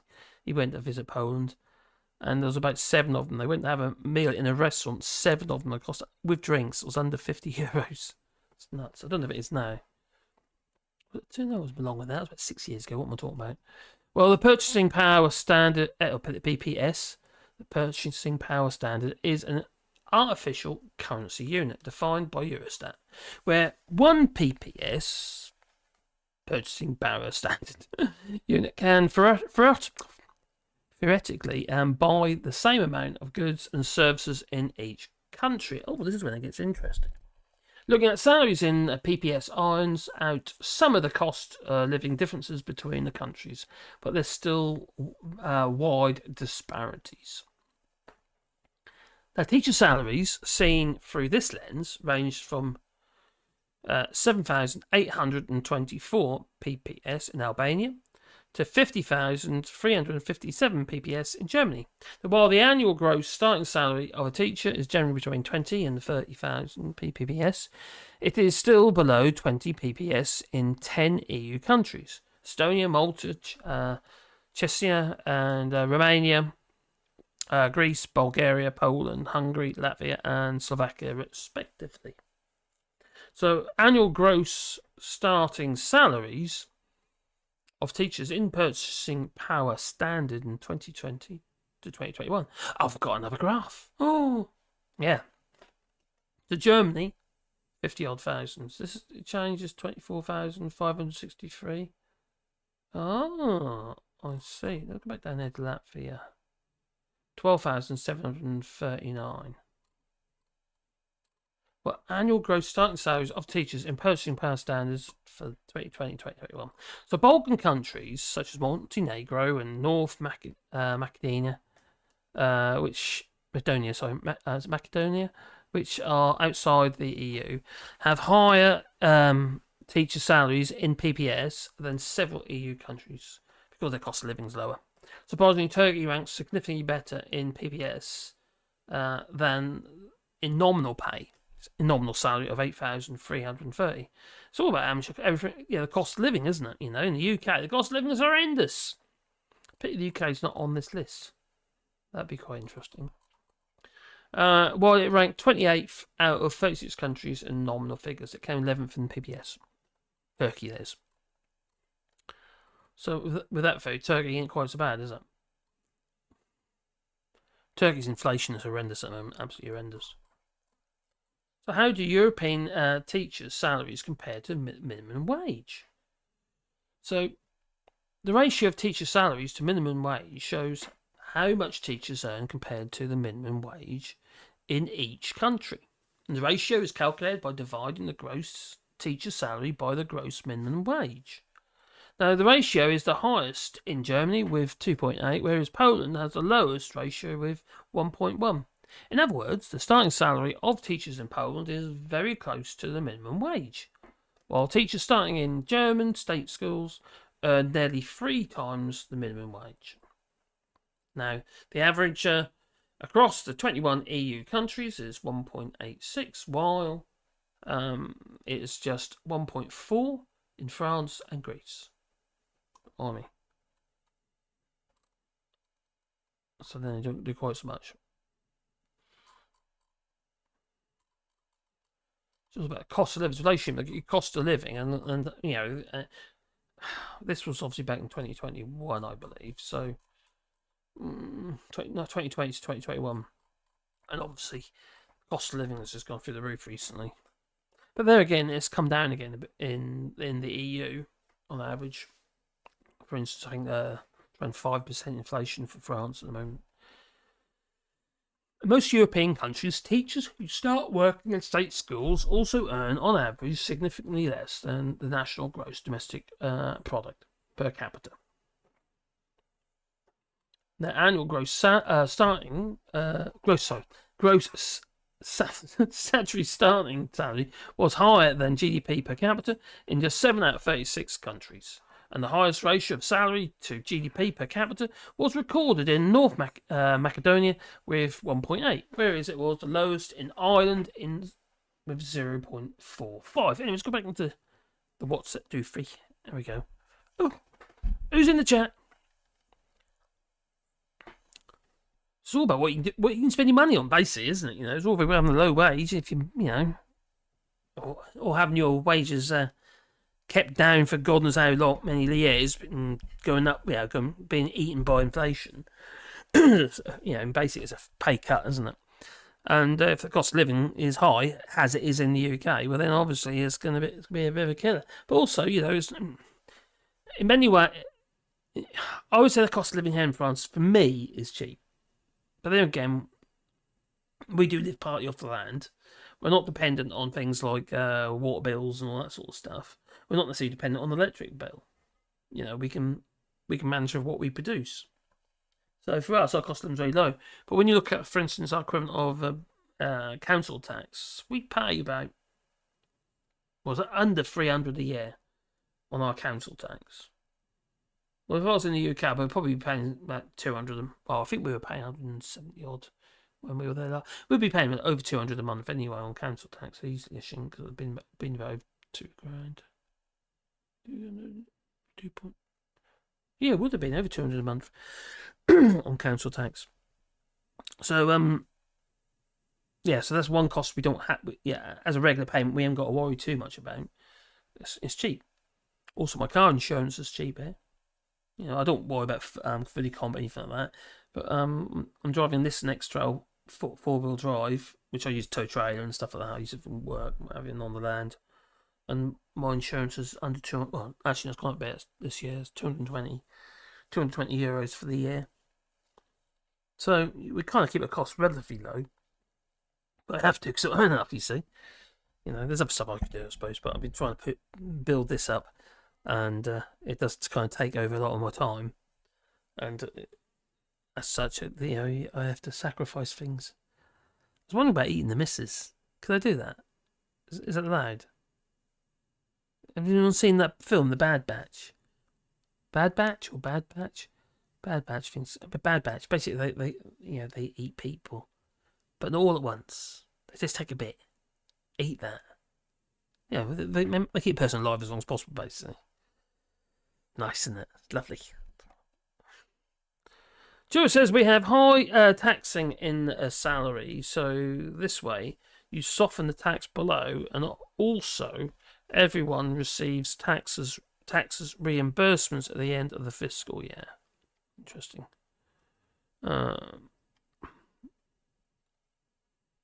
No butter. What? What? I fancy some toast with butter. Yum. No butter, obviously. Oh, you got no butter. Oh dear. Oh, Top Smoker's got a joke. Okay. What do you do if your dog takes a fit in the bath? Throw your washing in. Oh no, that's a bad joke. That's a sick joke. Oh dear. Three sounds. What three sounds? Number 3. Sounds good to me. Okay, scrolling up. Done that. Striking this normal here. Very normal in France, so you like to strike. Also like to riot.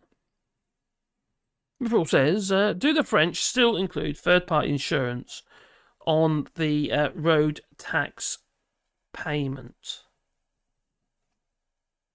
I don't think so. Now, you have standard within your insurance policy, you have recovery. Your third-party insurance and your road tax payment. Well, you don't have a road tax here in France. There's no road tax.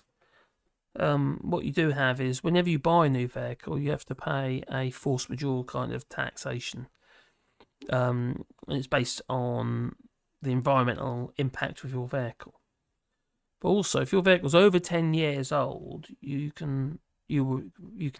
half price. So it encourages people to buy old cars, I suppose. Maybe that'll change in the future. But currently, I don't know about a road tax. There's no real road tax as such, like you got in the UK. Road fund.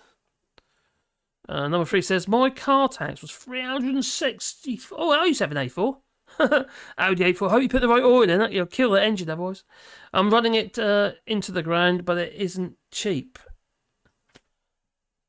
Well, my Audi A4, when I had that, was 140 a year to insure that. That was the A4 Estate, silver one. I loved that car. That was a really, really good car. But my friend also had one, slightly newer one, different engine. But he buggered it up by putting the wrong oil in it and it blew up. They're really funny about the oil. Some of the catalytic converters or something anyway. So make sure you got the right oil in it. Good car though. I ain't got it anymore though. Colin 6 Hitter says, what a blow that Mario Black is leaving. I know. Due to toxic, that's what she said, wasn't it? Toxic Westminster environment. When the Food Class Act's gone. Well, did you see the little clip I put? I put the clip. If anyone hadn't seen that, I'll just put it up now. I'll just play it now. Because Mario Black, that was it was just class. Let's give it that. That's worth another little play. Here we go. May I actually just begin by saying, genuinely, how sorry I was to hear that the Honourable Lady will be standing down at the next election. She and I joined this House at the same time, and I know she has contributed much to her party and to this place. The Deputy Prime Minister, I thank him for his kind words, and we did join this place at the same time, and I'm pretty sure we'll be leaving at the same time.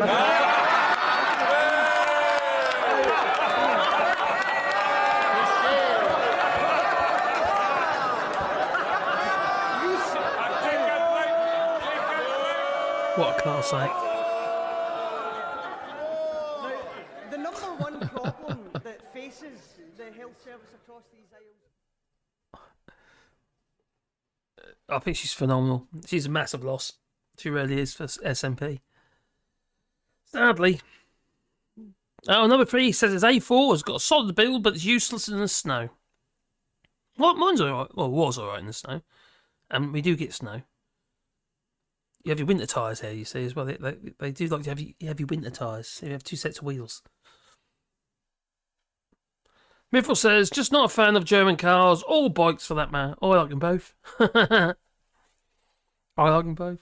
Quite interesting, the cut forward one. The BMW does a electric bike.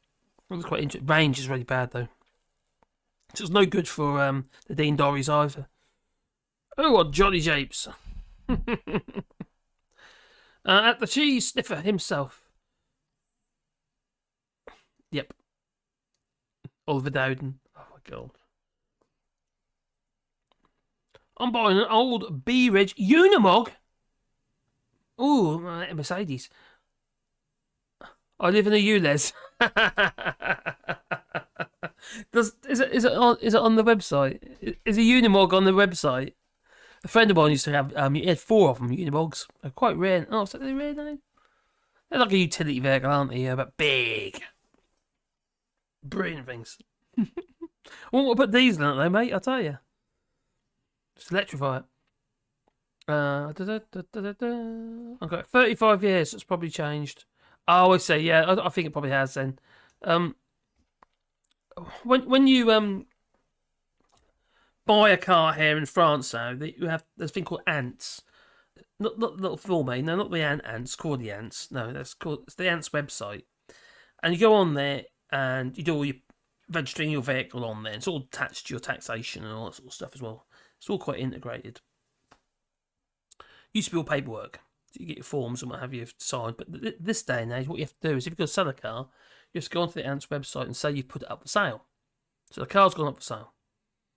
And the person comes and have a look at it, what have you. I'll give you a tenner for it and buys your car. And then they have to, and you have to, carry on, do the paperwork basically online. And then it transfers ownership. And then they get their car adopted, they get their carte grise, which is by registered mail. So you've got to be there to accept it. You've got to sign for it, basically. You get your carte grise, which is basically your registration document. So they don't just come into the post. They're very funny about it. They really are. So that's the first thing you've got to do. So you've just bought your car. You've got your carte grise, your ownership papers, basically, your V5, effectively, French V5. And then you've obviously got to think about your insurance. So you go and get your insurance.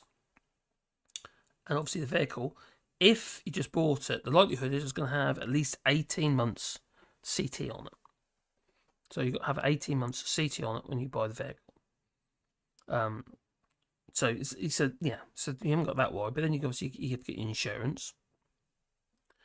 Whether it be with AXA or with any of the insurance companies or online. And that's it, pretty much. And then you haven't got to have another CT at the end of that one. But the last 2 years, you see the CTs here, the control, the control technique. So yeah, it lasts 2 years, so it's pretty good. If you've got a motorbike, for instance, there is no. I mentioned in the previous stream, but there's no CT. You don't have to have any kind of MOT at all for a motorbike, which is a bit nuts, really, in many ways. It's a bit crazy. Wally, what's that, boy? What do you want? Do a wee-wee? Do it work, wee-wee? No, you just want the pesting. There you are. There, boy.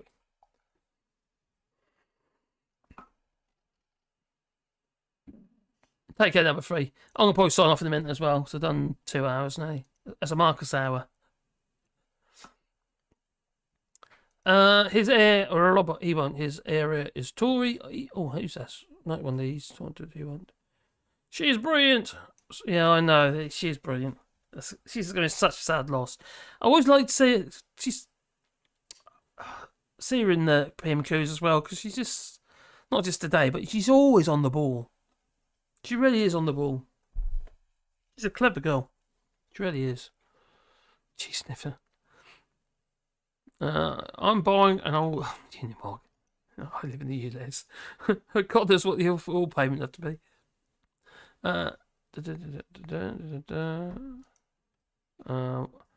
What below Mario Block? I know.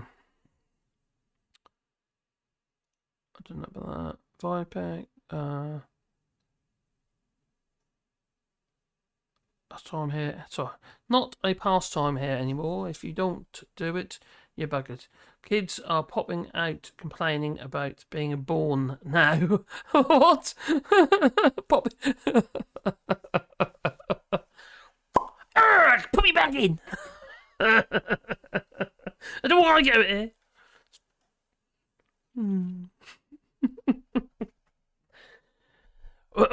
We have high taxing in the salaries, so that way you soften the tax blow. And the thing is, I don't think people mind. You keep going about, you need a different way to fund the NHS. Free to the point of use, not free at the point of use, and all that, that's a thing of the past. Can't have that anymore. We need to rethink it. We don't rethink it. I think most people, especially those who you can. Well, some people will find it a bit hard, but maybe increase the national insurance to try and cover it. We definitely need to get rid of these blooming procurement systems we have in the UK. They're horrendous. The NHS is big enough to do its own buying. Why does it need third-party companies to do the buying on behalf of the NHS? Most of the general stuff, like I've mentioned rubber gloves in it before, but also cannulas, all sorts of stuff. All the usual sort of stuff. Even bed sheets can be centrally bought and just distributed throughout the hospitals. We don't need private sector to do that and then charge us for the privilege. And I've said this before, but exactly the same box of rubber gloves costs £5 for 100 gloves, but they're paying about £30. That's just one tiny example. Think of that across the board with everything they're buying. We don't really need any more money in the NHS. We just need to get rid of the sponges. Those sucking it dry. Privatisation.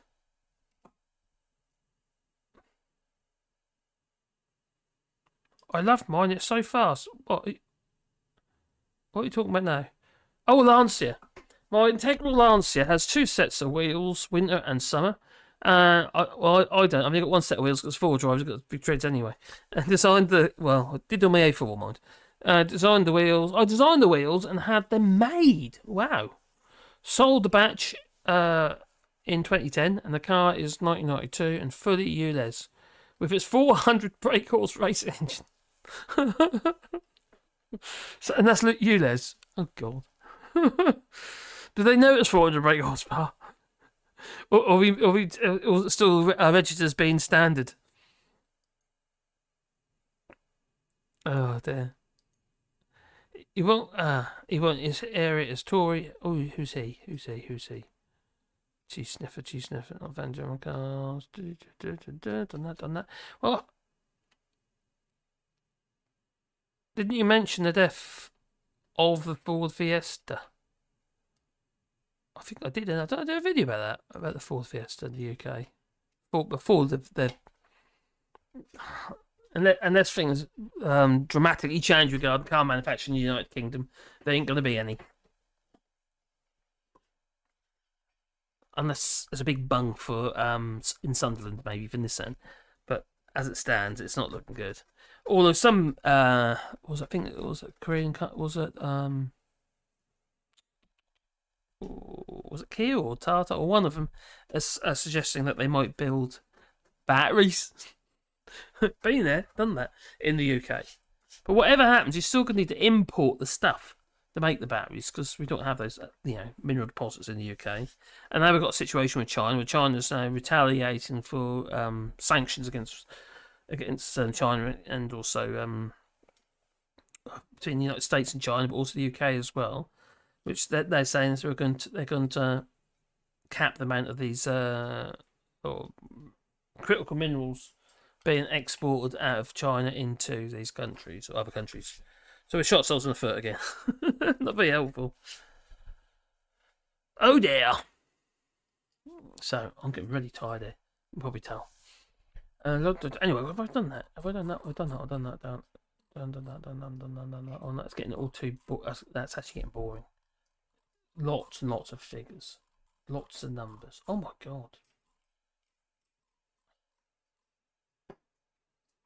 What was it, Hubert? Oh, it's Wally.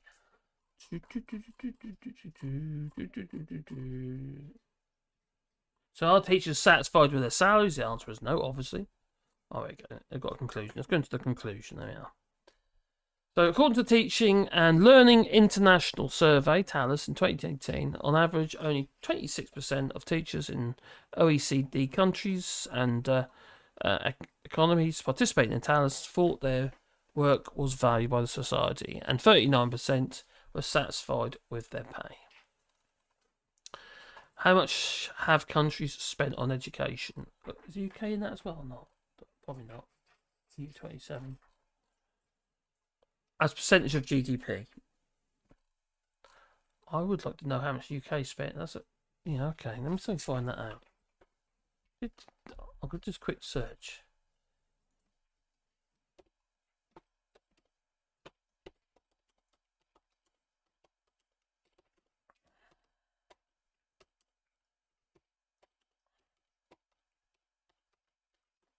While I'm doing that, this is Gillian. You know, we have committed money to diagnostic centres. We've got 40 new hospitals. Cuckoo. This is just nonsense. There are no 40 new hospitals, and you cannot cut local authority budgets by up to 40%. The NHS has been destroyed, and now you come here for a press opportunity. Well, actually, there's no press here. Kipper. And expect people to get out of hospital. They've got nowhere to go. That's why we've got a social care crisis. You can get really angry about it, David, but we're investing. We should be really angry about it. We're investing. What an outrage! What a disgrace! Well, I just found what it is. It's regarding the UK. It's 116 billion spent on education, but it's 4.6% of national income. And if I go back into what they're saying here, I'll give you the idea. So it's 4.6% in the UK on GDP, but in the EU, Iceland, well, not in the EU, sorry, in countries, how much countries spend on education? Iceland is 7.7, Sweden 7, Estonia 6.6. This is more relative, isn't it? Don't forget, there's obviously money gets wasted. So 5.9 in Norway. Someone said Latvia earlier. What's Latvia? Can't find it now. Where's Latvia gone? Oh, up here. 5.9 in Latvia. Which was France. 5.5. And who's okay? So who is? Oh, it's on par with Spain and Slovakia, the UK. And Germany 4.7. Sorry, 4.7. I didn't show you that. So Spain and Slovakia on par with the UK. So, you know, it's not exactly comparable with Sweden or Iceland or Estonia. Estonia 6.6. You know, I think what I've said. What do you value education? You know, and Wally wants to go outside now. You've got a wee wee. Yeah, go on.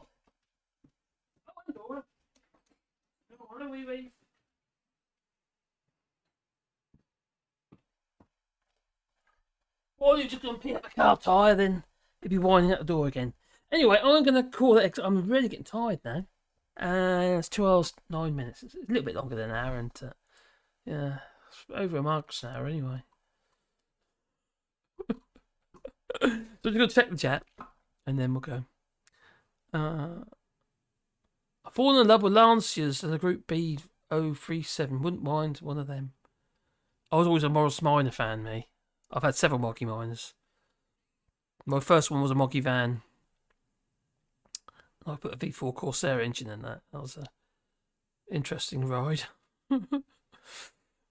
With its torsion bar suspension. On the front, that is. Pretty sure Prince William's kids are popping out complaining. Most likely. Prince William is like his father. He's just a whingy, whiny old git. He is angry little man. Just like his dad. Oh! Ford Fiesta, rest in peace this week, I think. Ooh, or last week. I'm curious now. A quick look. Has something happened recently? Ford Fiestas. They keep... I think they've actually Ford Fiestas. They're ending the model, aren't they?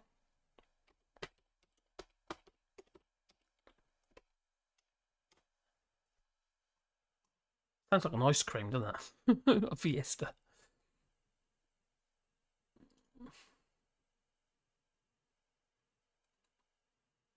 Ooh.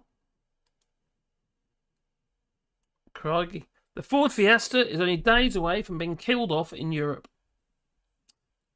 This sounds like a video idea. What about in the UK? Why is that? Can't they get the batteries in it or something? Too small? Let's have a quick look at that, shall we? There you go. the Ford Fiesta is only days away from being killed off in Europe. So late last year, we learned that Ford planned to kill the Fiesta. Yes, that's true. The American auto car maker has already stopped selling the Fiesta in the US, so it wasn't much of a loss for us, but it did kill off any misguided hope that Ford might one day see the light and decide to give us the lovable subcompact again. Lovable. Although, be like the old Ford car. Although you never know, it could always come back one day as an electric vehicle. But no, we're days away from what's probably the final Ford Fiestas rolling off the production line. Autocar reports that the Friday will be the last day of production for the Ford Fiesta. This was last month. No, it's different. I'm looking at the wrong thing, aren't I? When was this? Oh, it was only 6 hours ago. So, Autocar reports that Friday will be the last day of production for the Ford Fiesta after 47 years and 8 generations. Crikey. The Fiesta will be no more. But Ford reportedly doesn't plan on selling the last Fiesta. Instead, the final 2 Fiestas will go to its heritage fleets, with one staying in Germany where the Fiesta is built and the other going to the UK. So perhaps you'll be able to take a look at the last Fiesta ever built if you attend a special Ford event. So I think the same thing happened to Mini. I was in the Booty Museum, isn't it? I think that's the yeah. I think it's in the anyway. So I mean the old Mini I'm talking about, obviously the proper Mini. You know, the Italian job Mini. Well, they made a new Italian job with the new Mini, which isn't really a Mini. It's even small, is it really? So, as Autocar reported back in December, Ford plans to use a factory that builds the Fiestas instead to produce electric vehicles. At the time, Martin Sander, the head of Ford's European electric car division, told Autocar that we decided to build our first high-volume electric vehicle here in the car line, where there comes the point where we need the space for the construction, and the Fiesta, I suppose. The thing is, you see, trying to use the old Fiesta, like electric version of the Fiesta, you got to completely rebuild it anyway, aren't you? It's not a complete new design. You can't run on the same, floor plan, can it? Got something to put the battery for a start. So you complete redesign. Well, I am going to, you know what, go to bed probably. I've got to upload my video as well for the morning. Oh crikey. We did our walk tonight to do our morning video, and it turned off partway through, so I'm going to have to edit it, like join the 2 bits together, which still takes, okay. It's going to be a minor edit, that's all. It's annoying though when that happens. The new Mini is actually a maxi. Run for cover! We did with the old maxi. Oh my giddy arm. It's got like hydrostatic kind of suspension or something like that. But Dad had the old maxi. And he broke the rear light and he stuck a bit of Perspex over it. Screwed a bit of Perspex over the light lens. Oh, God, a horrible car. I had the vinyl roof. Oh, God, you got to throw up. I want an IC engine, says Top Smoke. Internal combustion engine. The Mini has nothing Mini about it, Top Smoke. No need to run. No. It's actually a maxi. I get, yeah. Oh, I thought you talked about the maxi as in, oh, God, it's British Lane maxi. No, it's like a maxi pad. It's a medium, not a mini anymore. I know. The original Mini was tiny. I'll tell you what, something really stupid about the original Mini, though.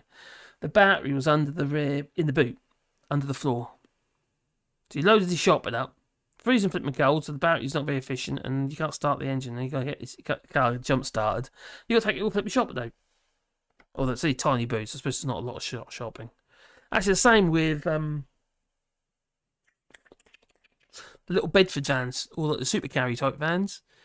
The battery was under the floor in the middle, well, near the sliding door at the back.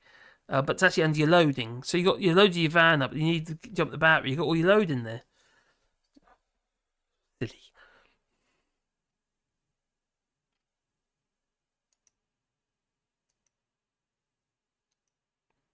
Vipec, sorry man, but I really hate the US type cars like the Ford. The Morris Maxi, or was it an Austin Maxi? That was the Austin Maxi. That was I have to admit though, the old A series and the A and B series block engines, they were good engines. Really reliable, sturdy engines. The only thing that let them down was electrics, but the actual engines themselves were pretty good. This cast iron blocks. You could do quite a bit of the old mini engines, The mini engine is pretty much the same as the engine in the Morris Mine Apartments Transverse, and there were new gearbox with all basically the gearbox running in the sump oil. So it was a clever design. The mini engine was a really clever design. But the old distributor cap, and you had the condenser. You had to have your points, set your points up, which you wear, I wouldn't start. The points closed up. The original Mini also had string as door handles. What? I don't remember that. Oh, tops. Okay, this is this is very important. This one is. Where was it again? There we go. Where are we? There we go. Okay, this is from Top Smoke. He's saying that the battery in my X's thing was inside it. You had to take it out to try and bump it. He's old. Should I say that again? Should I say it word for word? Okay, I'll say it word for word. Go on. The battery in my X's vibrator was inside it. You had to take it out to bump it.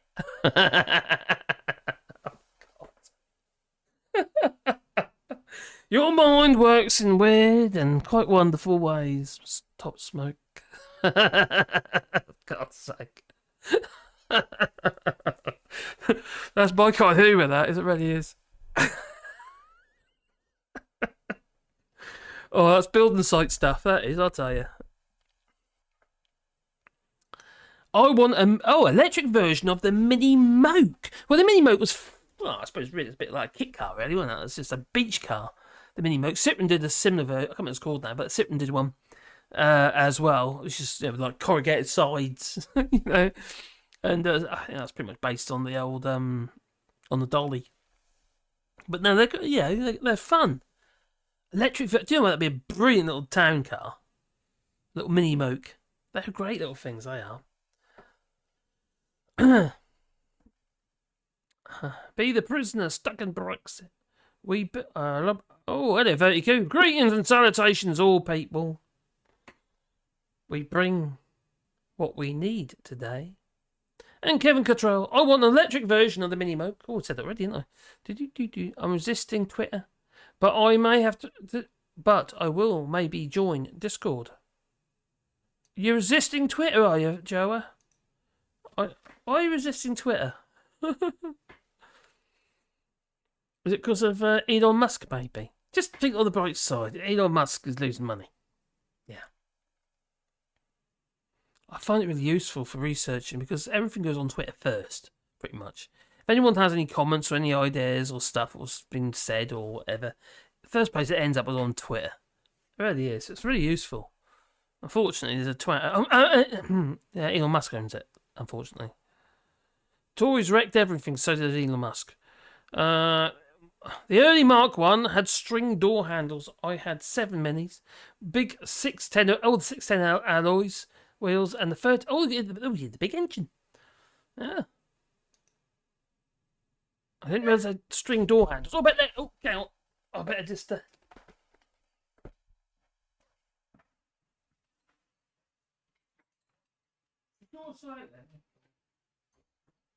He always does that.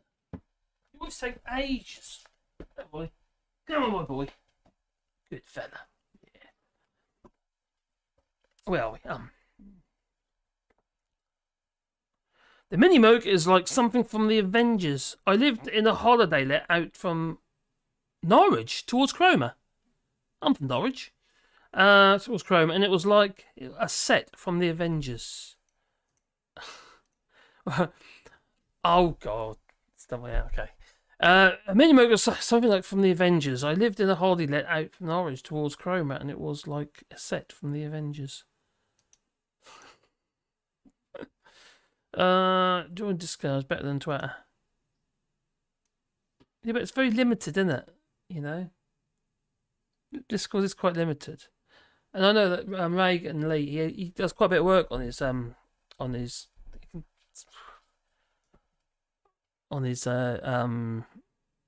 server. String door handles. Are you Mr. Bean? I can't remember string door handles on the Mini. I really can't. Curious now. Are you peeing at my back?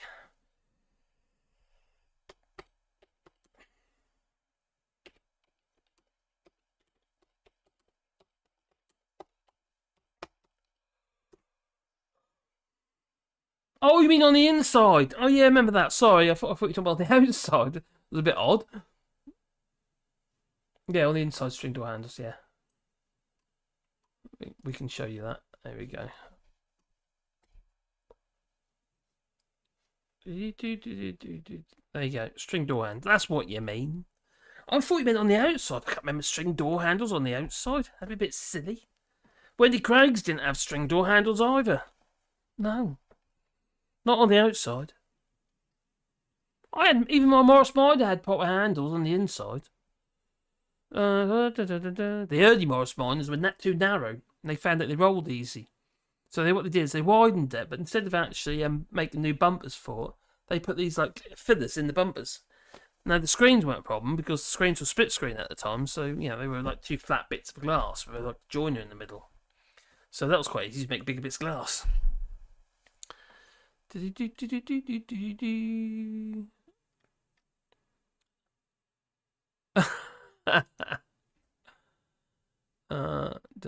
go. The door handles are inside with a bit of PVC belt. Yeah, I see it there. I thought you were talking about on the outside, sorry. I like Discord. You can follow whatever topic you choose. Oh, I didn't even realise. I haven't been paying much attention to Discord apart from going on there with Max and people like that. So much. I've got so much to do. I can't. I find it really hard to split myself down the middle.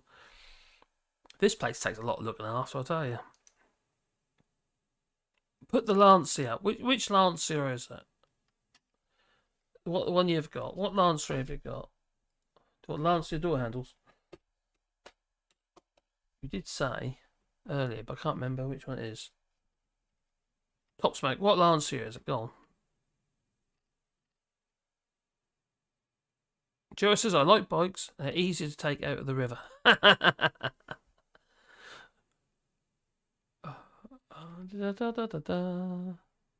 Where's Lancia? Lancia. Can you do a search in your chat? I don't know. Oh, an IC engine. I'm looking for the Lancia. See? Things I'll do for you.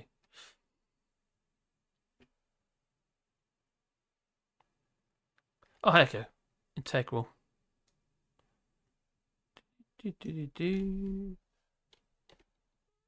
Oh, actually, I've got to do it on there, haven't I? So, Lancia. Integral. Oh, that one. Okay. What Top Smoke? Talk about it's one of them. A Lancia Integral. Oh, that one.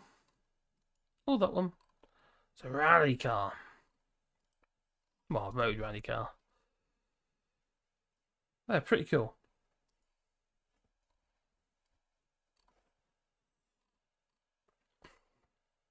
How I think getting parts are a bit awkward, especially for the kick.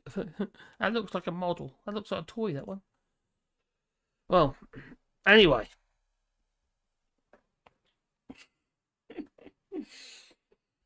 It's time for me to go because I'm absolutely knackered and I am falling asleep and I'm slurring my words, and that's a good sign that I am tired.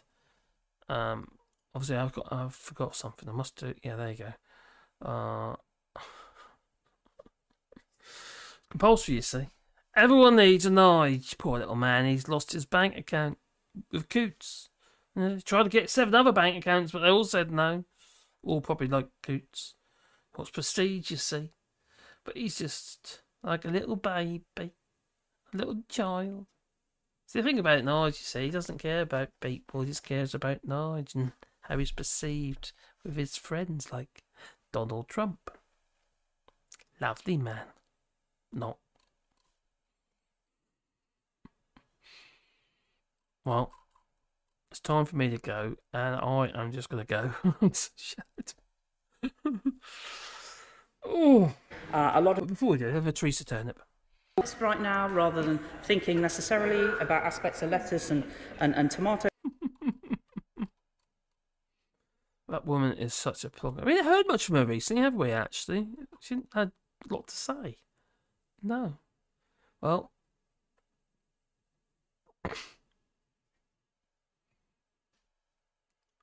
Up.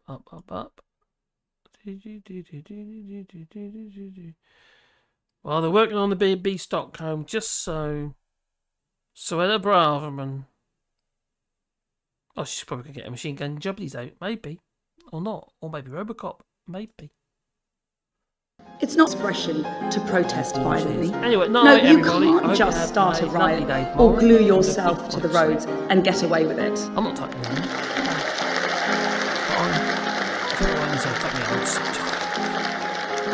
Yes, friends, as Attorney General, I had to go to court to get some of these simple truths established.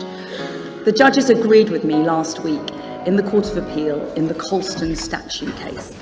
And that's why our public order bill will empower our police to stop this nuisance. So whether you're Just Stop Oil or Insulate Britain or Extinction Rebellion, you cross a line when you break the law. And that's why we'll keep putting you behind bars.